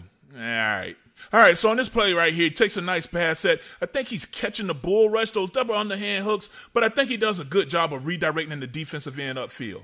On this next particular play here, it's going to be a nice little play action, but what he does a good job is collecting that defensive tackle and then now allowing Wentz to go ahead and make this throw. It kind of hung in the air, but again, it wasn't Jordan's fault, which is a plus. All right, so on this next play, it's going to be outside zone to the right, but has a draw mechanics on the left. Hey, that's an easy plus. So on this next pass play right here, he does a good job of punching and then running the defensive end upfield. All right, you can catch more breakdowns from Trey Thomas on his YouTube channel, In the Trenches with Trey Thomas. And work like that is you're just not going to find anywhere else. Trey, let's talk a little bit about what you saw from Mailata. I mean, you did the whole positives and negatives thing with every snap, and there were a lot of positives. There were, of course, negatives, and you would expect that, but it sounded to me like you were overall impressed with what you saw from a first start. Yeah, I thought he did a really good job. First of all, right out the gate, you saw that he was quick getting off the ball. That's one of the things that you want to see out of any tackle that's first game out. that he's not laid off the ball, that he's one of the first ones to move. That tells you a lot about offensive tackle right there, if they're the first ones to move. And then I think you saw that he kind of settled down. He took a nice set. He did a good job with his set. He was vertical a lot of times, dragged with his inside hand. He always made sure that he tried to protect the guard. Now, with the first ET on the first pass play, you know, I think that was just he and Nate working together for the first time. He kind of got a little excited. He went inside and, you know, he saw the defensive end. He tried to go to the defensive end. Nate tried to go to the defensive end as well. And then they left the defensive tackle clean. You know, that's stuff that they're going to have to continue to work on. But I thought overall his protection was good. You know, I thought that now the defensive ends played into his hands a lot just because they kept giving him a lot of bull rush. And I mean, when you're out there with a guy that's 6'8", 300 and whatever pounds that he is, you know, he's not giving up a lot of ground, you know, on the bull rush. So, you know, he was out there catching a lot. I would like to see him use his hands a little bit more, punch, use his length with his arms a little bit more. But I think overall, this was a good test for the first time getting out there playing. They played into his hands a lot with just bull rush. But now it's going to be a little bit different when you're going up against a Bud Dupree or you're going up against T.J. Watt or somebody that's going to give you a little bit more edge rush, how he's going to handle that. You mentioned, and I think this is along the lines, the double under hooks in that video. Can you kind of explain to the viewers what that means? Well, with the double underhand hooks, it's you're catching, you know, so it's when you watch him play, you can see that he allows the defensive ends to have inside hands on him, and he's always hands underneath, and he's catching the guys instead of just being up top and you punch. You know, you don't see him shooting his hands. It's always, all right, you let the guys get into him, and then now he clamps on. And then you started seeing a couple times where the defensive end started catching on to it, where they would give him that butt, and then now they would redirect into something inside, or they would work him outside a little bit more. You saw it. That's when he started getting edged a little bit. But I think for him, if he wants to progress and be a better tackle, he needs to learn how to shoot his hands and use the length of his arms at his advantage. You mentioned the ET stunt on the first, I think, third down and how he tried to follow in too much. I was surprised that, and maybe this is not what the 49ers do. I thought they would test the Eagles with a little bit more line games. They didn't do as many as I thought. Do you guys, from what you see from the Steelers, expect that to be a lot different today as far as how they test for that? sure. Oh yeah. Oh yeah. That's part of what they do in their sub fronts for sure. But as Trey said, they will definitely test Mulata with Dupree as an edge rusher because Dupree. First of all, Dupree's not 240 pounds. He's close to 270, but he's an explosive athlete. So they will absolutely. They'll make Mulata have to move his feet laterally. Dupree will start to appear as if he's going to do a speed to power and then try to work off the edge and see if if Mulata can move his feet. And Jeff, he's going to see things today, Mulata is, that he's never seen before because he's so inexperienced. This is only his third year playing football. And the kind of things that Keith Butler, the coordinator of the Steelers, will throw at them, it's going to be, I assume it's going to be a tough day for Mulata, but they got to stick with him. And also, if they've got to put someone on his side, put another tight end like Richard Rodgers, they can do that. Right. It's interesting that it's his third year, Adam, because there's already questions about if he plays well, does he hang on to that left tackle spot, even when Jason Peters comes back? And the fact that it's his third year makes it critical for the organization as well, because that's normally the time after year 3 when you want to look to see if you're going to extend the guy for the long term. But he's such an uncertainty, not only because he hasn't played, but because he's had 2 back injuries. But as Trey has mentioned, this guy is a mountain of a human being. You're going to get an interesting test the next 2 weeks because they're playing arguably the best defense in the league today, and they're playing a defense next week in Baltimore that's really difficult to decipher. We'll obviously talk about that next week. Right. So the next 2 games, I'm not saying they'll define Mulata's career. I'm not one of those people that thinks 1 or 2 games defines a career, but it'll just be interesting to see how he plays against these 2 really, really good defenses. Well, Jordan Mailata was asked this week about making his first start and if he felt the pressure to go in there and have to fill the void that is future Hall of Famer Jason Peters. I thought he had a very interesting response, so let's hear right now from Jordan Mailata. I'm not trying to fill anyone's boots. I'm trying to make my own boots. You know, that's the one thing I came here to do, try to put some respect on my name and tell people that I ain't a rugby player anymore. I'm a footballer. So that's one thing for me. And I'm glad I have guys like JP and Lane Johnson who coach me up on the sideline, who coach me up every day at practice and make me a better player and person. So my hat's off to them. Gotta love that Aussie accent. Put some respect on my name. Jump into that deep water. That was a terrible Australian accent. Nonetheless, Trey, he's a mountain of a man. Like, do you feel like, as Greg was saying, these next few games, he's like clay, and Jeff Stoutland's trying to mold him. That was a pretty good start. I mean, I'm wondering, like, in 2 or 3 weeks from now, what we could be saying about him. Yeah, well, we're going to see. We'll find out. yeah. I think this game is going to be the test. Last week, you had defensive, like I said, you had defensive ends that just ran into you the entire game. This week is going to be the test. This is going to show what type of tackle he had, what he is, because now you're going to have much more athletic guys that's going to give you some different type of moves, that's going to come with some speed, some button goals. They're going to come with some spin moves, some inside moves, some speed upfield and come back inside, This is going to be something where they're going to try to isolate him as much as possible. Yep. I don't know what's going to happen because now when I look at the depth chart, the depth chart has Jamon Brown as the starting left guard. So now I don't know if you're going to have a situation where it's going to be he and Nate or if it's going to be Jamon. I don't know which situation is going to be. So, this is going to be another test. This is going to be the ultimate test for him. Yeah, I would expect it to be the same guards that we've seen. I would be very surprised if they changed it. But that's the other question is you bring up Jamon Brown. Jamon Brown's a better football player than the two guys who are starting. This game's also important for them because if they don't play well, Jamon Brown is there. He's a guy who has started games in the National Football League. Well, the inactives will be out a little later. We did mention how many offensive linemen they have on the 53. I wonder if there will be maybe a surprise move or a change. Well, I feel like because Matt Pryor has been struggling over these past couple games. He hasn't been what I expected him to be. I saw that, when you look at him in his stance, I feel like he's way too wide in his stance, which makes it even harder for him to redirect back inside. He gets to lean in a little bit. He's a little off with his timing with his hands. So I just feel like Matt Pryor's game has not been where it needed to be. Does he look like a tackle trying to play guard because he's really tall? I think that, when he stepped in against Seattle the last year, it felt like it was natural for him. I felt like he was okay. It made me feel like, he's your starting guy. But I don't know if when you push him out there and you had him playing a lot of tackle in training camp and then now you try to push him back down inside, to me, it just seems like his stance is way too staggered to play guard. You don't see guards don't have that big stagger like tackles. And they're a little bit more balanced. That foot, the outside foot isn't that far back. Their shoulders aren't turned as much. And it just seems to me like his stance is just way too wide right out the gate. And then now once he takes that step, he's even wider, and then now if you have to redirect or if the defensive tackle rushes and gives you any type of hand movement, I just feel like he's not in balance the way he needs to be to play guard. I wonder if Jamon Brown will see some time today. Well, the other question is Lane Johnson. Right. Lane, because we're talking about him a lot, as we should, obviously, but TJ Watt is a big-time pass rusher, and he predominantly lines up on the right side of the offense. And Lane Johnson clearly in and out of the lineup last week. They say that will be a lingering deal for him. Yeah. So, if all of a sudden you got to put Jack Driscoll out there at right tackle matched against TJ Watt, that's another big potential problem. Definitely. Yeah. You guys mentioned how dominant Pittsburgh's defense has been. Let's just give them the numbers under Mike Tomlin this year.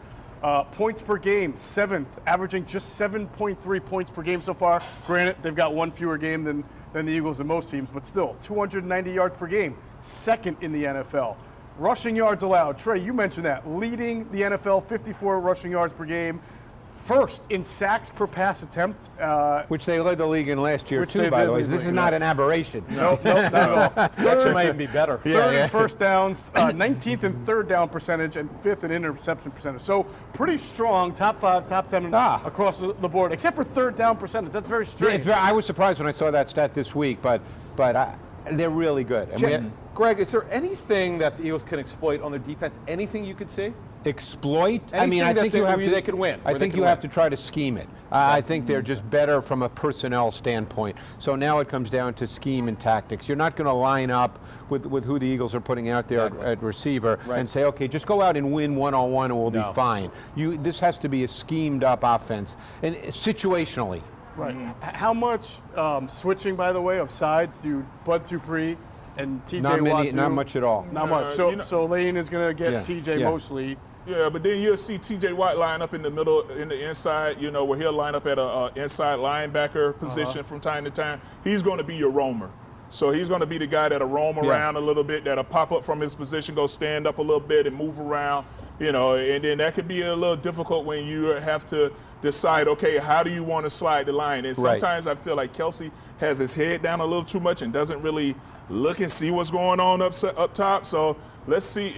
This is going to be another test for this line. And what we have seen, they don't do it a lot, but you never know depending on who their opponent is. I mean, obviously, this is an Eagles offensive line that I guarantee they feel they can exploit. What we have seen at times is Dupree and Watt on the same side, both lined up outside the offensive tackle. Okay, so we've seen that on occasion, not too often, but like I said, you know, you play to win that given Sunday, so you don't know what they'll do this week when they see the Eagles' offensive line. And when you have both of those guys standing up outside, Yeah. I mean, now that means that you're going to have to fan that guard and tackle out there. Without And, question. I mean, you know, Because now Herbig or Jamon, whoever it is, they really have to work hard to get outside. yeah. Can I just tell you that you guys are like the king of the segue? You guys are standing up, and that's kind of what you did also about the Eagles. As we take things off the foot of the field, 17 sacks for and last week, we lost the ball. Yeah. In that kind of role, stand-up rusher, 16 sacks, 5 quarterback hits, That would be about a third. Yeah. You all right? You need a calculator? I like that. And Jeff, they cost a turnover. The interception, that was the hit. Yeah. Jim Schwartz said something interesting about how he just needed to refine his pass rush to the point where he had a lot and he had to narrow it down. They felt like he had all this arsenal of moves and he didn't want to hone in on just a few things that he did. In fact, Jim Schwartz was asked about it this week.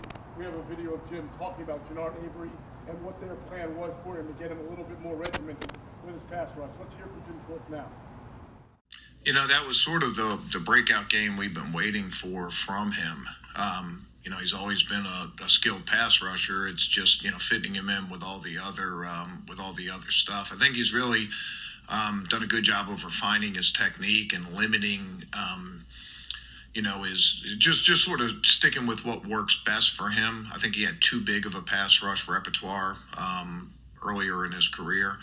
And I think that Coach Burke and Coach Wash have really done a good job of, you know, just sort of honing in on what works for him, and he's starting to embrace that. So he certainly made a difference in this game. He was fresh when he came off the bench, which is a big thing for our guys that are coming off the bench. And he gave us that change up and made some big plays for us in the game.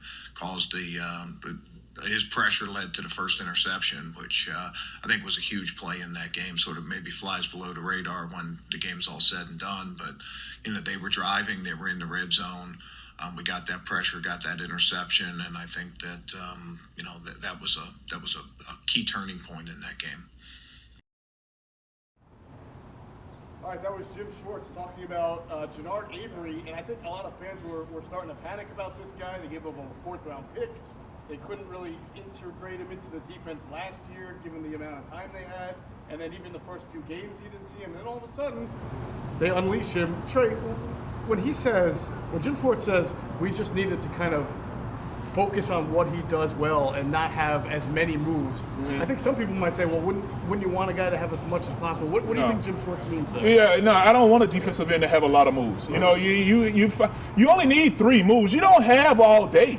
You only have 2.5. You only have 2.3 seconds to get to the quarterback. Because at 2.5, the protection naturally breaks down. So now I would want him to only have maybe, let's get you that bull rush. I want you to have button go. I want you to have some type of counter. I only need you to have 3 moves. You look at Dwight Freeney, one of the best pass rushers in the game. He only had bull rush, spin, and outside. Speed, beat the snap. You know, Speed that's the all snap. you need. So, you know, I think when you look at Avery, I think he's extremely talented. He's a nice change of pace guy. He's going to come in there. He's not like BG, where he's going to change his stance a little bit. He'll attack a different way, and that's all you need him to do.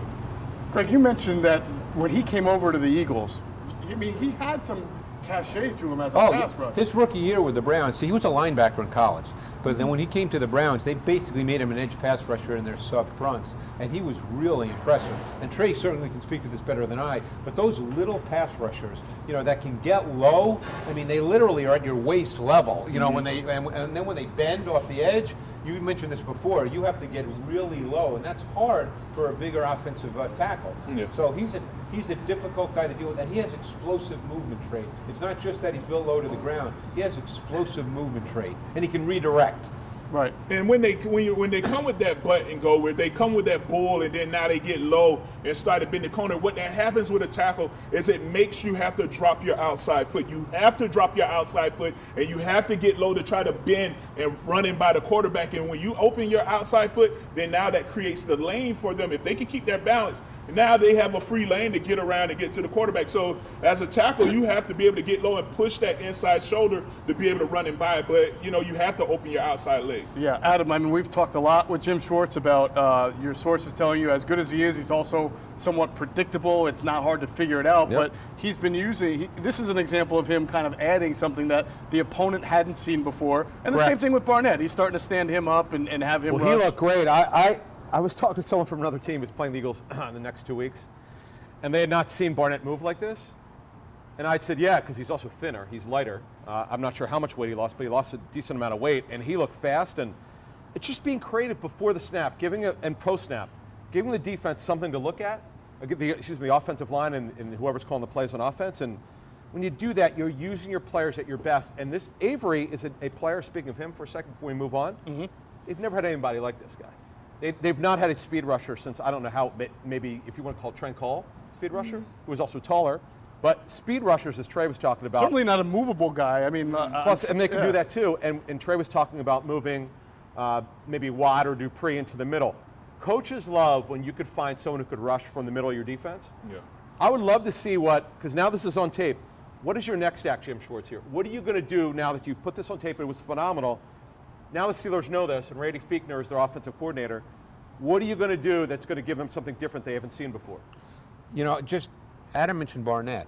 I don't know how Trey felt, but just watching the Eagles defense, the first thing that jumped out to me after maybe the first 15 plays was how Barnett had dominant snaps against Trent Williams. Yeah. And he beat him, right? And I think Trent Williams, again, Trey can speak to this better than I, but I think Trent Williams is a top 2 or 3 left tackle in the league. Yeah. And Barnett was dominated. He had 4 or 5 dominant snaps against Trent Williams in the first, 12, 15 plays of the game? Yeah. I mean, really dominant snaps. Yeah, he just went after Trent Williams. I mean, for his first sack, for him to just come out there and just come with a nice bull rush and just push Trent Williams back, then get on the quarterback. I mean, that just showed you exactly where Barnett was. And I like Barnett's game. You can see at times where he can be physical. He's the type of guy that can give you some speed to power, get physical. He had a nice spin move against him. He needs to continue to work on that a little bit, but I think he's coming along. Was he standing up the whole time? Or No, he got down in a 3-point every now and then he would stand up. I think he's the type of rusher that can give you that. I think the last guy I remember the Eagles using in a pass rush as a movable piece, I may be wrong, because it's not often, was Chris Clements back in the Jim Johnson days. You had stand-up. You had Connor Baldwin. There was well, somebody they that were you could move 3-4 around. at that time. Because we were 3-4 at the time, you can move him around. So, But yeah, traditionally as a 4-3, it's just not something that they've done a lot historically. And just one thing, he's another guy who's on the third year of his rookie contract. Yeah. They got to evaluate him because they have to make a decision on him at some point. They're getting at least the positive part about this start is it's not quite what they want.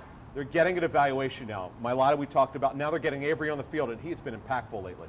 Yeah, the Eagles are actually on pace for 68 sacks right now, which would be their most since the 1987 defense that had 72 sacks. 72. Yeah, now look, they play. Who was on that 87 defense? They had 72 sacks. Everybody. I don't know. Because didn't the Bears set the record with 72 sacks? Reggie White. A lot of guys who got sacks. You remember them, right?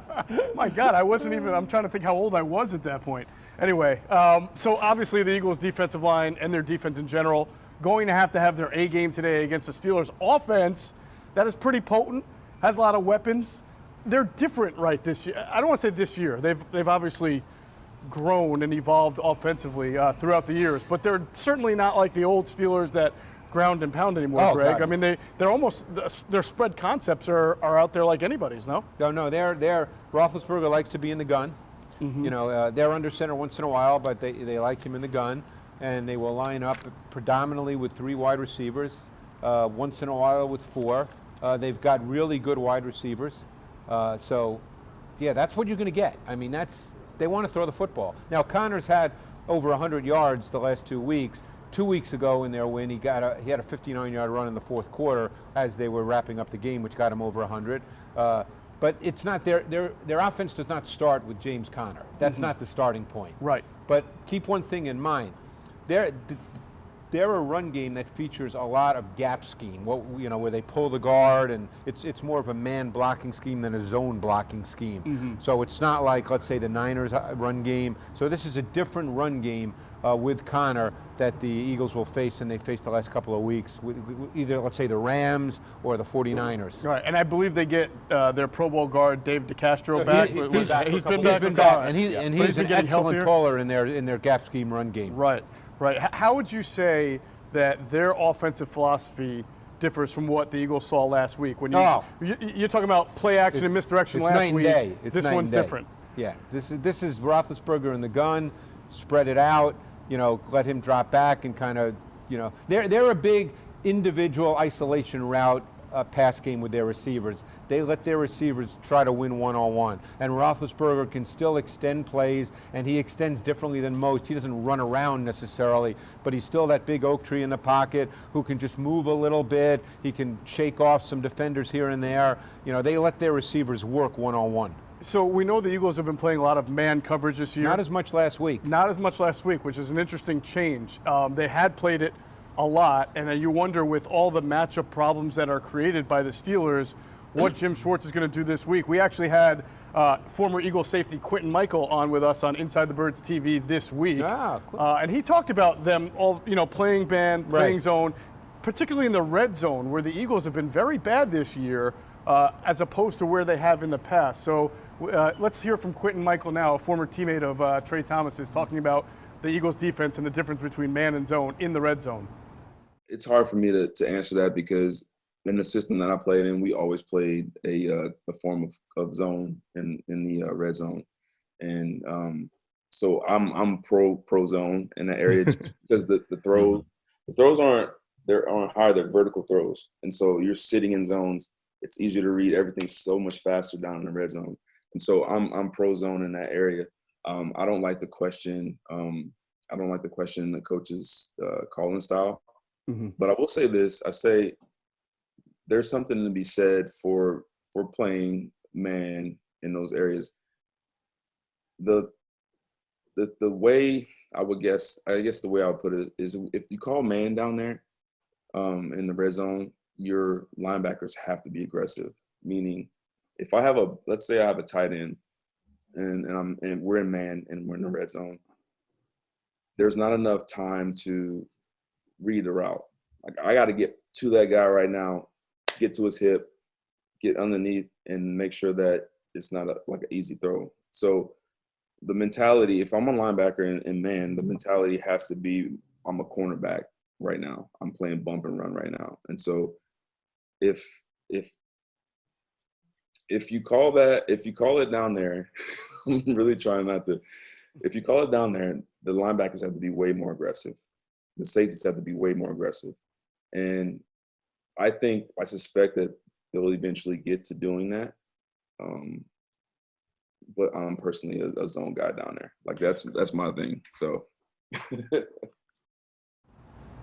All right, that was former Eagle safety Quentin Michael. You can catch the entire interview on the Inside the Birds YouTube channel, also the podcast platforms. Trey, one thing that Quentin said was that he's, just from his playing experiences, he's more of a zone guy, especially in the red zone, where you don't have to get beat over the top much. He likes to play zone. The Eagles have been playing a lot of man. Again, they have not been as good in the red zone. Is there maybe evidence to want to kind of change up the philosophy a little bit with the linebackers and safeties, the way they're playing right now? Or? Possibly. You should approach every game differently, I guess, depending on what that offense presents to you. But, it depends on how this team just continues to gel. Mm-hmm. Red zone's a catch-all phrase, but there's different red zone. There's the 1 to 10 yard line and the 11 to 20 yard line. And you would play differently in both those areas. You have different defensive concepts. You certainly can play more zone, from the 11 to 20, you have more space. A lot of teams play sort of a form of what we call red 2. It's like a combination of cover 4 and cover 2. But, if you're going to match up man-to-man, one thing the Steelers will do is they will throw fades to big receivers. That, and a lot of teams like that approach. And let's not forget about Eric Ebron. Well, I was going to ask you about that. Yeah. 2 years ago, 14 touchdowns. Yep. Mr. Red Zone, he caught one within the last few weeks. Yep. And being that the Eagles literally cannot cover tight ends to save their life, I mean, last week might have been the worst I've ever seen a team try to cover tight end. I know Jim Schwartz said they tried a lot of different things. And we know none of them worked. No, I know that. And we know the linebackers are very good, but I mean, it was just, Greg, what were they trying to do against Kittle? Obviously they're trying to do something, and I can tell you. What were they doing? When they were in there, the thing is the 49ers are a base personnel offense, okay? So that meant that the Eagles were in base. So Kayvon Wallace was the safety with Rodney McLeod. So when they went man out of base, they matched Kayvon Wallace on George Kittle. Now, I love Kayvon Wallace and the way he plays, but you can't put, to me, the guy's a rookie. Exactly. And he's small. Yeah. And so as good as Wallace may become, given the kind of player he is, that's a tough deal for a rookie matched against George Kittle. Right now, they have tough. If they want to play man, right now they just have tough matchups against tight ends. So who knows? Maybe they'll continue to play more zone. Because Ebron, we kind of forget about him in the context of the wide receivers that the Steelers have, and even Vance McDonald. They have two really athletic receiving tight ends.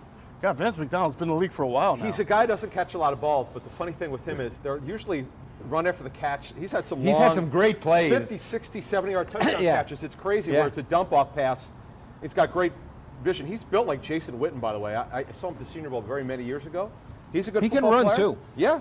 Look, they're loaded with pass targets here, and the Eagles are so light at corner.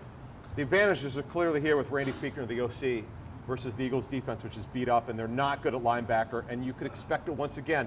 We said it a couple weeks ago. When are coaches from the opponent's going to start calling plays against the linebackers? Well, now you're seeing it. Yeah, 15 of them. 15 of them alone. 15 for 15 is one of the more impressive. I know George Kittle is great, and I know the Eagles are struggling. But that's still a little bit of a 15 problem. for 15? Right, that's still a little bit of a How problem. about this? The only thing he didn't catch was the 2-point conversion. Wasn't that Right. Forgot about that. All right, time to get on to our Manscaped Man of the Game segment. It is Trey Thomas's favorite segment. I know that. We will get into who we think is going to be our man of the game. I'm going to start this off because I'm really excited about this matchup. Javon Hargrave for the Eagles gets to play the team that let him walk in the offseason. He was a good Steeler, and I know from some sources in the Steelers organization that they were kind of sorry that they let him go. He's a good player. Yeah, he was a good player. Yeah. The Eagles paid a pretty penny to get him. He was hurt. He's starting to round into form. I think today's the day where Javon probably gets his his extra oats going against his former team and make some havoc go on up front. Yeah, I would like to see that. Greg, who is your Manscaped Man of the Game? Well, it's kind of what we've been talking about. The fact that the Eagles' pass defense has some potential issues. And I'm going to go with Juju Smith-Schuster. Juju. Yeah, because I think that he lines up in the slot a lot, and I think that right now you've got LeBlanc, you've got Roby Coleman. I just think that, and again, the Eagles could end up playing a lot more zone, but I just think that Juju Smith-Schuster is a difficult matchup for the Eagles today. All right, Juju, I'm a former Steeler. You're a current Steeler. Who's your Manscaped Man of the Game? It's going to be number 7, Ben Roethlisberger, the quarterback, if they protect, because the Eagles definitely have some advantages with their D-line versus the Steeler O-line. But if they protect, it's going to be a long day. And look, the latest forecast, how crazy I am with the weather, 3 o'clock, that area. So, you know what? First half, they protect. The throwing, as Greg said, they're a 3-wide team. Where do the Eagles struggle? They struggle in nickel. You spread the Eagles out, which I clearly think is going to happen. Randy Fichtner is a good OC, and they are loaded. And Greg mentioned Juju Smith-Schuster. James Washington could play, and wait till you see Chase Claypool. This kid, when he comes in, downfield. Yeah, they don't play him a lot of snaps. No, but when he does, it's big plays. And by the way, we haven't even mentioned Deontay Johnson. That kid is love special. him. We will get into him. Yep. So Hurricane is already taken by local meteorologist Hurricane Schwartz. I feel like we should call him Tropical Storm Kaplan. Is everybody all right? We all good on that? That's good. All right, Trey, who's your Manscaped Man of the Game? And for us to have a chance to win this game, I think our offensive lineman, again, they're going to have to step up and play. I mean, you're going up against one of the top pass rushing defenses out there, with TJ Watt, Bud Dupree, and Vince Williams and company. You're going to have to go out there and hold your own against a very talented defensive front. And now you're going to have fans in the stands. Now, I know that you only have a couple thousand, but if they get loud enough to where now you have to go to silent count, that adds an extra element to the game. All right, well, don't be. Go ahead. Just Greg. one quick point playing off what Trey said, which I agree 1,000%. One point about the Steelers' D-line, and I think one front we just need to quickly mention. It's what I call a tilted front. It's where they line up 3 pass rushers to one side of the offensive center. 99% of the time from that look, you're going to get a stunt of some kind. And that's something that the Eagles' O-line really needs to be aware of. Absolutely. All right, you mentioned the silent count. Do not be silent, my friend, in telling us about the merits of Manscaped. Oh, yeah. Well, we've been talking about the different products that Manscaped offers. So one of the things we're going to talk about today is just their crop care kit. You know, this is a premium growing hygiene bundle. The crop kit includes premium formulations for below-the-waist hygiene of the modern man. So, yeah, it's all for the modern man, man. So they control odor and fight bacteria with the cruelty-free and vegan ingredients found in the luxurious hygiene bundle. Prepare for an active lifestyle with the crop preserver, anti-chafing ball deodorant, infused with cooling aloe vera. You like that, huh? Greg, do you have ball deodorant or anything? You should use it, man. At your age, I don't know if they use that. He said modern man, not Yeah, it's for the caveman. modern man. This is for the modern man. And it's vegan. Hey, You know what I'm saying? I'm a Come on, vegan, so I get like on that. board. See? Get on board. This is all vegan, all right? So here we go. Where am I here? Refresh with the on-the-go Crop Reviver, which is a ball toner and refresher. Wipe away sweat and protect your undercarriage with the Crop Mop ball wipes. Level up your shower routine with the Crop Cleanser Body Wash. Experience and also experience the Foot Duster, which is foot deodorant. Yeah, man, Manscaped is offering a lot of different, just a lot of different products to help the modern man. So go to manscaped.com and check out the Crop Care Kit. Use promo code TREY, TRA, for a 20% discount on anything you order from manscaped.com. What was it called? The wipes?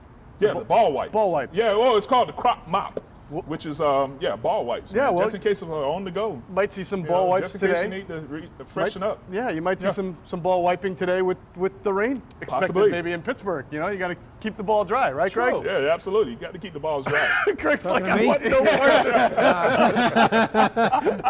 I don't know at his age if they do that. Oh, man. For the modern man. Not the caveman, the modern Right, man. the modern man. We do it right here, though. That's right. I will want to go home. I just got indoor plumbing in my house, so we're Well, that's a whole other read. Anyway, let's get back to the game here. Adam, when you announced last week on this show that Travis Fulgham was active, right, for the first time and would play, I don't think anybody expected to think that he would make the biggest play of the game. How many snaps he got? Wow. It was incredible. Yeah. So J.J. Arcega-Whiteside is going to play today after some injury issues last week, and everybody's familiar by now with J.J. Arcega-Whiteside's story.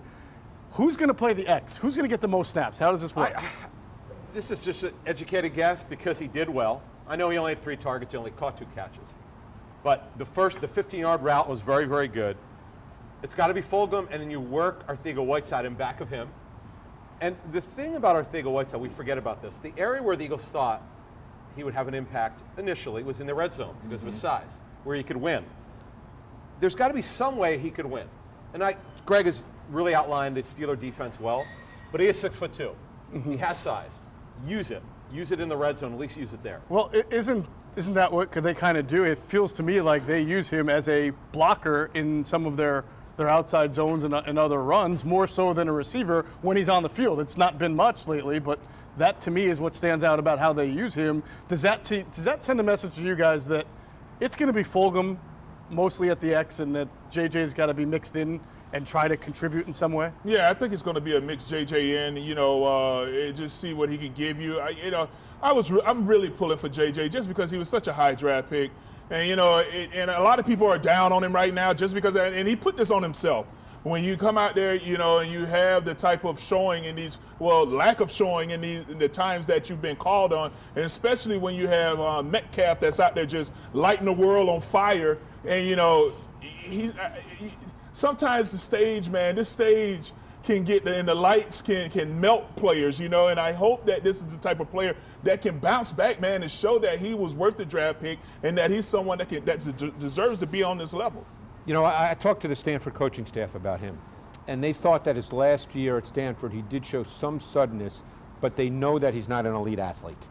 So the question is, if he starts to get meaningful snaps, and we don't know if that's going to be the case, can he at least show those traits? You know, it's hard to really stand out if you're not explosive by nature if you're getting 8 or 10 snaps a game. Right. Now, we know he's been injured, okay? And I know Eagles fans have already deemed him to be a total bust. And, we know how that works. But if he gets an opportunity and can play 30, 40 snaps, he's probably not an 8 for 140 kind of receiver. Right. But, you know, can he show some of the traits that they believed he had at Stanford, even though he's not an elite athlete? Size and leverage.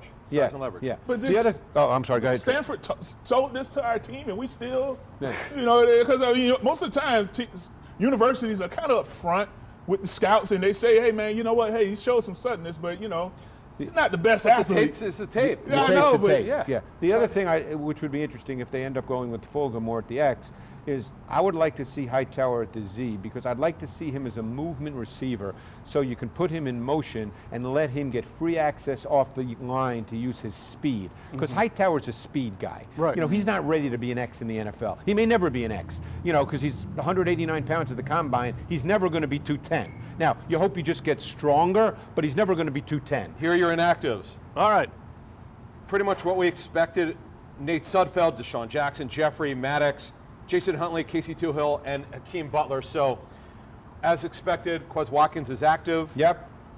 Really no other differences that I was expecting here. Huntley was also not active last week, same with Toohill. So Butler is not active, Correct. but that means that Kroom that they elevated is active. So maybe there's. Does that mean? Also, Wait, is that the way it works? I don't know how that. yeah, Well, actually, yeah, you know he who's was elevated. active? That means Brett Toth is active, but there's no way he just got here. Yeah. Not that it really matters, So but it's kind of odd. does that mean Kroom is active? Kroom, Yes, Kroom he's is active. Yeah. Yep. Well, Maybe they'll use him. you know, my sense is this. I don't think the Steelers' defense is the kind of defense that you can go consistently 12 plays, 75, 80 yards for a touchdown. Wouldn't you agree, Trey? It's going to be hard to do that. I'm not saying it can never happen. I think it's going to be hard. Right. I think with Hightower and Watkins is not going to run 8 different routes today, and he might play 7 snaps. But I think at some point you have got to orchestrate some shots. And again, they may work, they may not work. Ideally, 1 works, maybe 2 works, but you've got to orchestrate some shots. They should be there. If the Steelers are going to bring the kitchen sink like they like to do, doesn't that mean that there should be some one-on-one opportunities for both Fulgham and Hightower? I'm not necessarily talking about that. I'm talking about 1st and 10. When you know what the defense is. Okay. First down defenses in the NFL On base. are pretty much predictable. Right. You know, they don't play 5 different coverages and have 8 different fronts on 1st and 10. Right, Trey? I mean, they're pretty predictable. So that's what I'm talking about. Try to orchestrate some shots versus known fronts and known coverages. Yeah. All right, well, Travis Fulgham was asked earlier this week about the touchdown pass that he got from Carson Wentz, and you got to hear from him because he was pretty excited to go through the entire play. Obviously the biggest play of his career so far, and maybe something that gets Carson Wentz back on track. So let's hear from Travis Fulgham on the 42-yard touchdown reception against the Niners. Well, after we broke the huddle, Carson said, "Get ready." So I knew it was a good shot. He was going to throw the ball to me. So came off the line, kind of beat the corner, just do what I do every day in practice. And we just executed. At first, I actually lost the ball, but since Carson gave me a great throw, I was able to locate it, and it was right in the breadbasket. So. All right, that was Travis Fulgham talking about his 42-yard touchdown. Now, look, he gave all the credit to Carson. He said he almost played it off as if, as you mentioned, Greg, like this is what they practice. You put the ball in the air, you find it. Carson put it perfectly in his hands. You couldn't have handed it to him any better. That was, it was a great catch because he couldn't find the ball, but really the throw made the play. A receiver's supposed to catch a ball that drops right into his hands. His size, that he gives the Eagles something that they're really missing, really. I mean, when they have Alshon Jeffrey, they've got some size, but not necessarily he runs better than great Alshon. speed. Yeah, he's got some size, and he runs well. Trey, don't you think that when you watch this matchup that he's got to have some opportunities again today? Yeah, you would think so, but I mean, the Steelers secondary is, they can drop 4 back and whatever and can coverage, and can still cover. So this is going to be a test, man. Hopefully that we can create some mismatches, and Carson, he can't go into this game gunshot. Nope. Sometimes you're going to have to just go out here and just trust your arm, trust what you see, and just let the ball fly. The other thing, too, is Joe Hayden's at one corner, still a good player. The other corner is a kid I really like named Steven Nelson. Feisty, competitive. in some ways, what you're hoping Avonte Maddox becomes, but Nelson is small, short, but he's super tough and super competitive, but you'd like to take advantage of the fact that he doesn't have a lot of length. You know, whether it's with Fulgham, whether it's with Arcega-Whiteside. You know, Nelson is in the 5'10" range. Really good player, but he's definitely short. All right, well, we'll see how they can attack a little bit more than they did last week. As we all agree, I think they have to be able to score more points this week to be able to beat the Steelers than they were able to do last week when they only scored 17 offensive points. All right, if you're enjoying today's show, and who's not? I mean, the Manscaped read, you know, me, you know, blowing up the first section. If you're enjoying today's show, the bright lights, the fancy graphics, and the quality sound, it's all thanks to the team at Rebel Hill Productions. Reach out to Zach and Jim at Rebel Hill today for a free consultation to discuss your digital strategy and content needs. It's at info@rebelhillconsulting.com. That's info@rebelhillconsulting.com. Or you can call them 215-668-8498. That's 215-668-8498. All right, as we continue to break down the matchup today between the Eagles and the Steelers, one guy we really haven't talked about a lot, but I think can really factor into the game plan for the Eagles is Miles Sanders, who has been used as a runner, as a receiver. I think we could all agree that if things were a little bit more functional with the offense, this guy would have a couple of touchdowns already and some even more yards than he's had so far. How do you see Miles being worked into the offense this week, Adam? Same way. Look, he's getting plenty of targets, but as we said earlier in the show, first hour, Wentz needs to hit him accurately. We know about the wheel route against the Bengals. He missed it for a touchdown. Sanders has improved. Talking to the Eagles, he's improved in every single way. Pass protection, scanning as a running back for protection, route running, high character kid, will play with injury. He's everything you want in a running back. Now it's time to use him even more effectively. And this is Greg was talking about it. You need explosive playmakers. He's an explosive playmaker. That 8-seam, was it 8-seam last year against the Vikings? Was that the play? Was that touchdown? Yeah, the touchdown. All go 8-seam. All go 8-seam. Couple against the Lions, This is a mismatch guy. I don't care how good Bush is. I want to see Sanders beat him. Use him. Don't be afraid. They are, though. I mean, look, you hit it on the head. I mean, they tried to do that against the Bengals when they split him out and he ran sluggo, and it should have been an easy touchdown. It should have been a 53-yard touchdown. Carson's got to hit him. Keep using him. And the other thing is... Oh, I'm sorry, the angle route last week, the ball that was thrown low. I mean, there was no one in front of him. We don't know if he would have scored, but it would have been a big explosive play. Yeah. But Miles they're using him, but they need to keep doing it. And the other surprising thing, though, this is the one that has puzzled me. Where's Boston Scott been in the pass game? Where we thought he was so special last year, we didn't know a lot about him. He looked like Darren Sproles, a little bit stockier.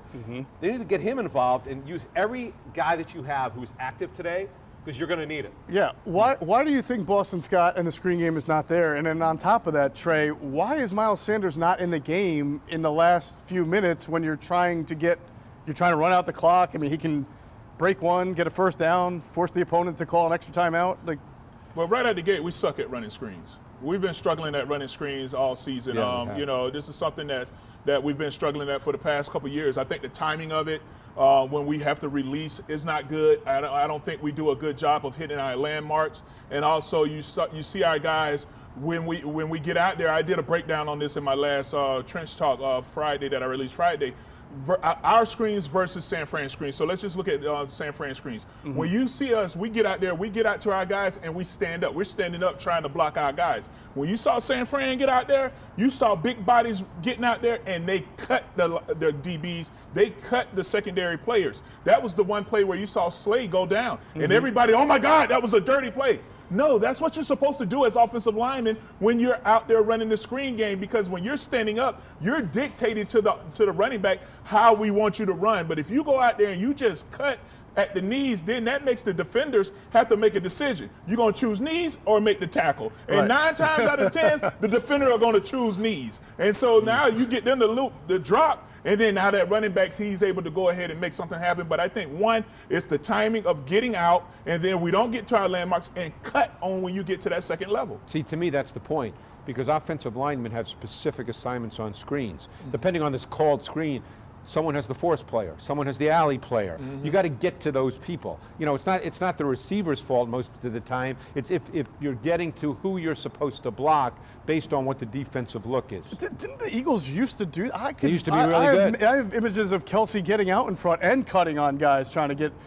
So why would that just stop? I don't know. That's something that has to be drilled. It's something that has to be talked about all the time. I mean, Juan, when we played, we would always pull the big cut bag out that you saw secondary players using a lot, water it down so that, you know, you don't stick on it when you hit. So now you just go out there, you work your cuts, you cut the bags on the big fallout bag, and, you know, it's something that has to be drilled constantly. You don't want offensive linemen diving on the grass when you're out there practicing, because then you look at blown out shoulders and all that, but you need to continue to drill this. And I don't know if teams have enough time to get into it now with all the rules and regulations when it comes to practice, but it's something that just has to be done. One thing I want to add on Mailata. So what I'm told is another part of his game which was really good. He was not on his back. Like his footwork was good. There was one time he was on his back because someone else ran into his knee. But he was not on his back. That's a good way to evaluate a lineman for laymen like us when we're trying to look. What do you look for? Guys, how they get out of an awkward stance, and also was he on his back? And he wasn't, and that was a good sign. But this matchup today is way higher. Yeah. Is there any concern that with a guy, when you're facing the #1 run defense, and Doug likes to rely on the pass anyway, that Miles Sanders gets lost in the sauce a little bit as far as not using him as a runner? Yeah, you know, absolutely. Because now you look at towards the end of the game where you saw, all right, well, Miles Sanders wasn't in the game package. You talked about that earlier because the excuse was that they wanted to bring in a bigger back because we were trying to get some push, but it didn't help anyway. You know, you got stoned at the line for two plays back to back where you ran an inside zone to the left, that was stuffed. You ran an inside zone to the right, that was stuffed. So you still have to create holes and get the blocking and get to the second level. But this is going to be a different animal when you're talking about a 5 down front. So now that means that you might have to, that means that the nose guard is going to be on Kelsey a lot. And, you know, when you have a big nose guard against Kelsey, sometimes that creates a problem because he gets pushed back, and then now that throws off the whole rhythm of how the play is going to happen. Yeah, it's the more we talk about it, the more I'm really curious as to what was going through Doug Peterson's mind this week on how he's going to attack this Steelers defense. I'm so anxious to see what the approach is because I just think from a talent standpoint, and you can win when you have lesser talent. I mean, that's coaching. I'm so curious to see because the Steelers defense is very, very good. Yeah. Very good. I think sometimes when you look at when we run a toss, crunch, or crack, and when I'm talking about a toss, crunch, or crack, a toss, crack, you had the one play where Jordan Mailata was supposed to pull out and take care of the corner. That's a toss, crack, where he has to pull out and take the widest defender. If there is someone else that's blocking and he has to take the alleyway, then now that's a crunch play. But a lot of times you see where they don't block down. The right person doesn't block down. You had one play where it went to Lane. Lane pulled where actually it should have been the guard that pulled. Lane should have blocked down on the forward technique and let the guard pull around and be the crunch guy. But instead, Lane like, look, let me show off my athleticism and pull out there. And then it made it a hard block for the guard because now he has to take on a 4-eye position, and then the guy ended up stretching out. So I think that they have to kind of get in tune with who's going to be the down blocker, working some of these outside plays with a 3-4 front. And if you're going to be on the inside zone, you have to create movement and Kelsey has to get pushed. You know, this game is, it's always hard you do all the analysis, you figure out the strong points, the weak points, and then they go play the game, and sometimes everything you said just went right out the door. I mean, nobody thought 4 years ago, which I think it was Carson Wentz's 3rd game of his career when these two teams played, that the Eagles were going to come out of that game with a 20-something point win that they put on the Steelers that day. When they go and play in Pittsburgh, it's usually the reverse. In fact, I don't think the Eagles have beaten the Steelers in Pittsburgh since 2000 when the Steelers were still playing at Three Rivers Stadium. Who can name the three? Anybody? Come on. Three Rivers. The Allegheny, the Monongahela, and the Ohio. You got the Ohio, Allegheny, the Monongahela. The Monongahela. Right. Allegheny. I think it's the Susquehanna or Allegheny? It might be Susquehanna as the 3rd. Not bad. The Mon is the one that everybody forgets. You got it. Yeah. That was good. Good job like that. But the point is, it's a great kind of interest-rate rivalry, and it's always seemingly hard to predict how it's going to happen. Well, I mean, we've talked about a lot of things that that are germane to the game. Whether it exactly plays out this way, you don't know. Sometimes a big play here and there changes a game. Turnover, no for question. Sure, I mean, look, the Steelers have a great defense. Does that mean the Eagles can never hit a big play, or that Miles Sanders can't rip off a 55-yard run? Of course not. You know, these things do happen in games. One run I'd love to see, and I think it might work out of 11 personnel, Trey, is something we've seen them do. I know when Andy was here, we saw his sprint draw. I think that could be a very interesting play to get either Bud Dupree or T.J. Watt up the field when they're in their four-man front. And, you know, we know Kelsey is very athletic, and then he can get out. You know, that's what they've done in the past. So just something maybe to look at. Your first game of your career as an Eagle was what year? 1998? 98. All right. Ben Roethlisberger's first game, I believe, was 2003, right? That was his rookie year? Correct. He was in that draft. Yeah. He's still playing. Yeah, still. You've been retired for several years now. Yeah, I've been retired for almost 11, 12 years now. Yeah. Really? Yeah. And you played a long time, too. 2009 was my last season. Is it amazing to you to see guys like Breeze and Brady? Not Ben, quarterbacks. I know, but like 40. All of it count. Let's talk about somebody that actually gets hit during the week. How about Andrew Whitworth? Yeah, That's pretty good now. 38 years old. Earlier, right, when the Eagles played the Rams, you had a 38-year-old left tackle for the Eagles and a 38-year-old left tackle for the Rams. So you don't see that very often. What's your excuse? Yeah. What's my excuse right now? I gave you all I had. No, it is amazing, though, to see these guys still playing at this. I know they're quarterbacks, but I don't remember in the 90s having more than 3 or 4 quarterbacks who were over 40. And Roethlisberger just came off a pretty major arm injury to his was. throwing arm. I mean, this is not... And you had said, Greg, on the matchup show, he still looks like he's got the I think he's throwing the ball well this year. Yeah. I mean, I don't think he's been...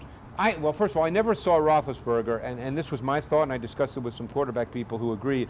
I think Roethlisberger is more of a finesse thrower who can power it when necessary. I don't think he's a strong... I don't think he's a Matthew Stafford thrower where he just drives the football. I think he's a kind of a finesse guy who can power it. Would you say he's one of the better throwers on the or has been in his career when he gets out of the pocket, keeping his eyes downfield and being able to... for sure.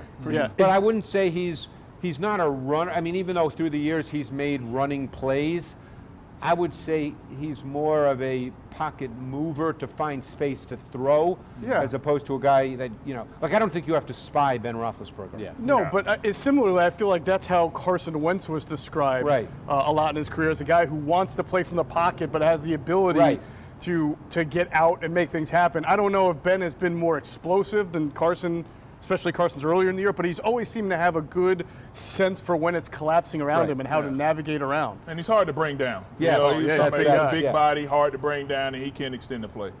So I really wanted to take a look at real quick from the Steelers from a bird's eye view, because I've had the ability to have a few people I know in that organization, and I've always found them to be a very fascinating organization from top to bottom. The Steelers? Philosophically.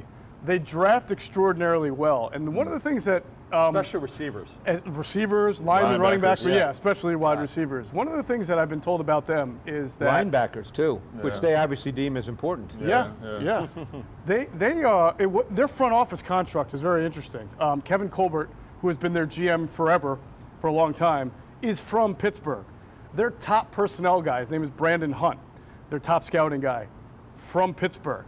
They have 2 or 3 other guys, including one of the Rooneys who works in the scouting department, from Pittsburgh. And you think, well, okay, so they're from Pittsburgh. But it's been told to me through people I know in that organization is that when they go out about their player procurement, whether it's the draft, whether it's free agency, they absolutely take into account the identity of Pittsburgh, the cold weather games against Baltimore, New England, back when New England was good, Kansas City now. And when they evaluate players in the draft, Greg, they have conversations about whether or not they feel some pretty good players on tape would actually fit the Pittsburgh mentality.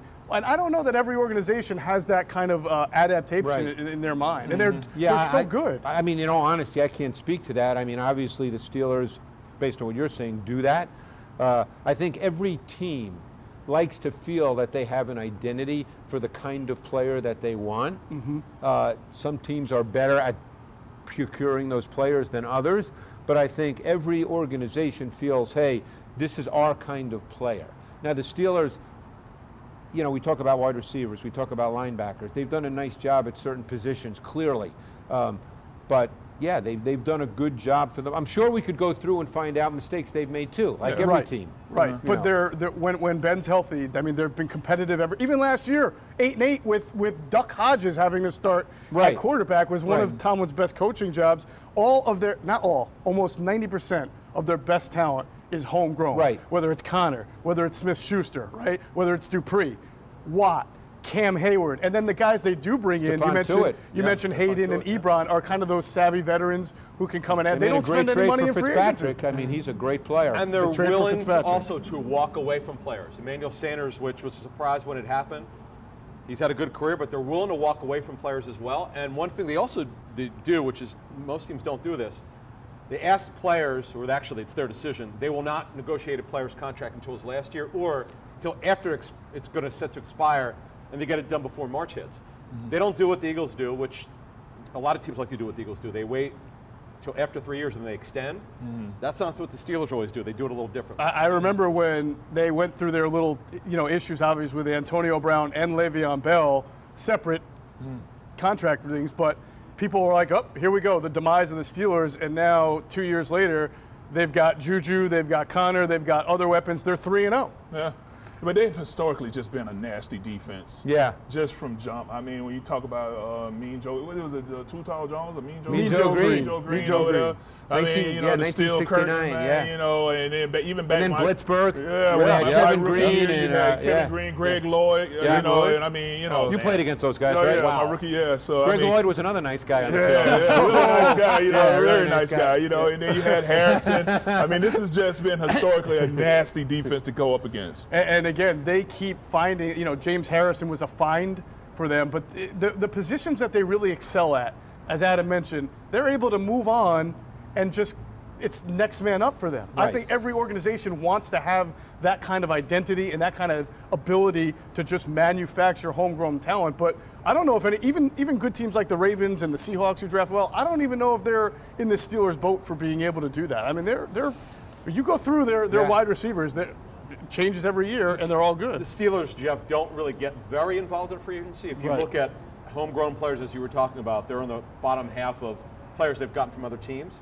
But they're selective with it. You mentioned Eric Ebron, which they got at a bargain. Yep. He was coming off of surgery to, I think, both ankles. Right.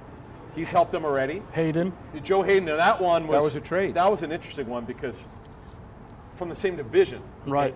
Now, he had fallen out of favor with Cleveland. He's revived his career. He's still doing well. They just really evaluate well. That's why year after year after year after year, they seem to be always very good. Draft and develop, resign your players, and be willing to walk away from players who are older.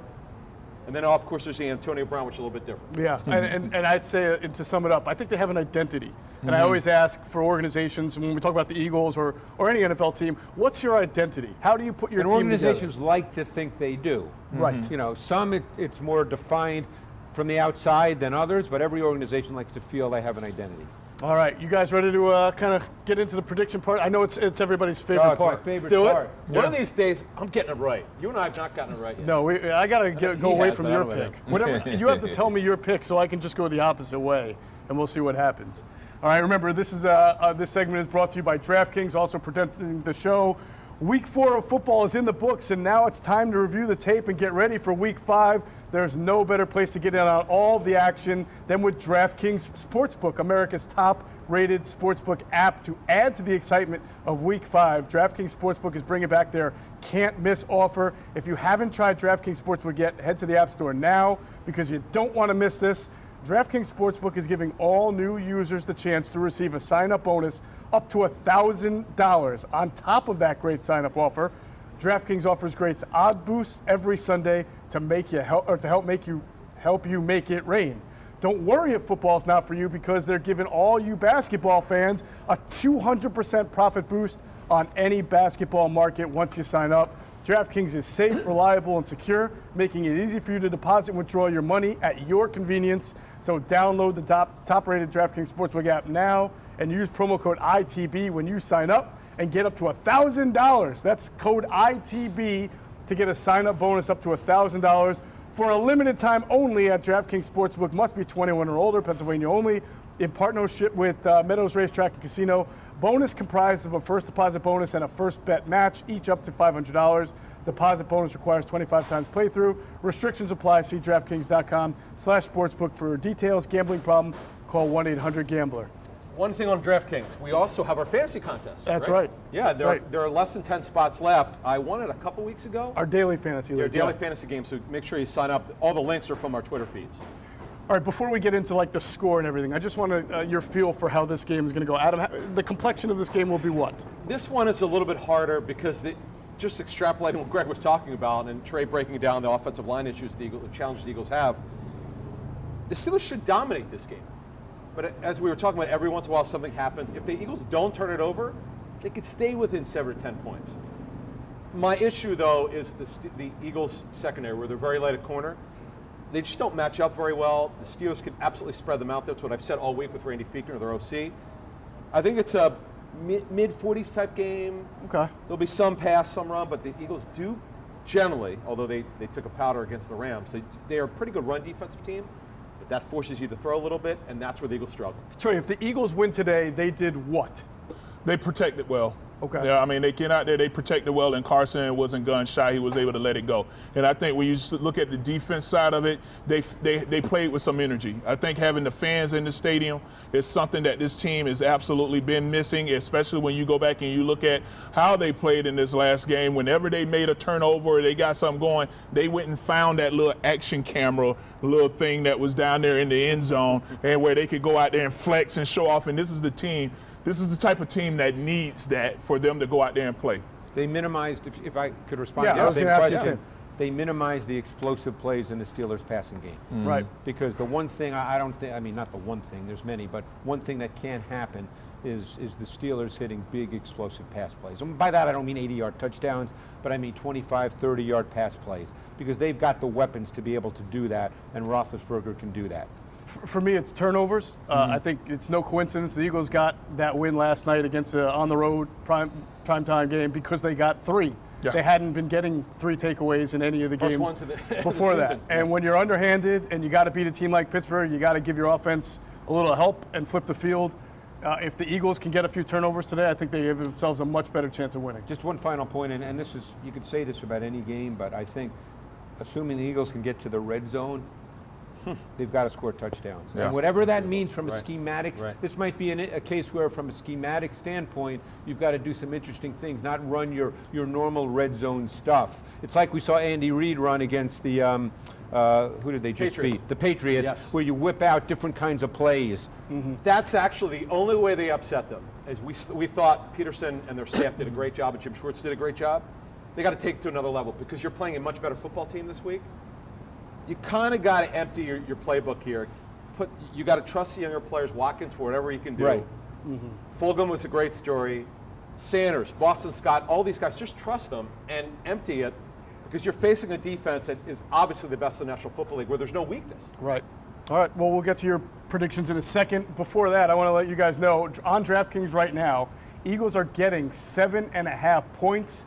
The total, low-scoring game, DraftKings predicts with 44.5 as a total. But again, the Eagles are getting 7.5 points on DraftKings. If you want to make an intelligent wager, if you want all the news, all the facts based on cutting-edge data and analytics, you got to go see our friends at BetQL. You can download their app, their BetQL app, or go to BetQL.com like I'm doing right now. And as I see all of their simulated models, which they run hundreds of them, they have the Eagles scoring somewhere between 17 and 18 points, and they have the Steelers at 23 or 24 points. So kind of a closer game than the spread is. They see it more as Eagles being 6-point dogs than 7.5, so you can use that when you think about your wager.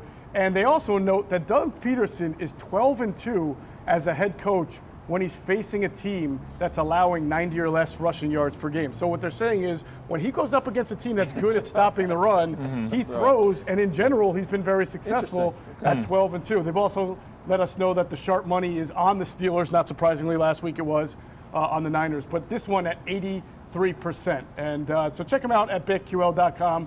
They have a lot more trends and stats that can help you make an educated wager when you go to DraftKings and put your wager down.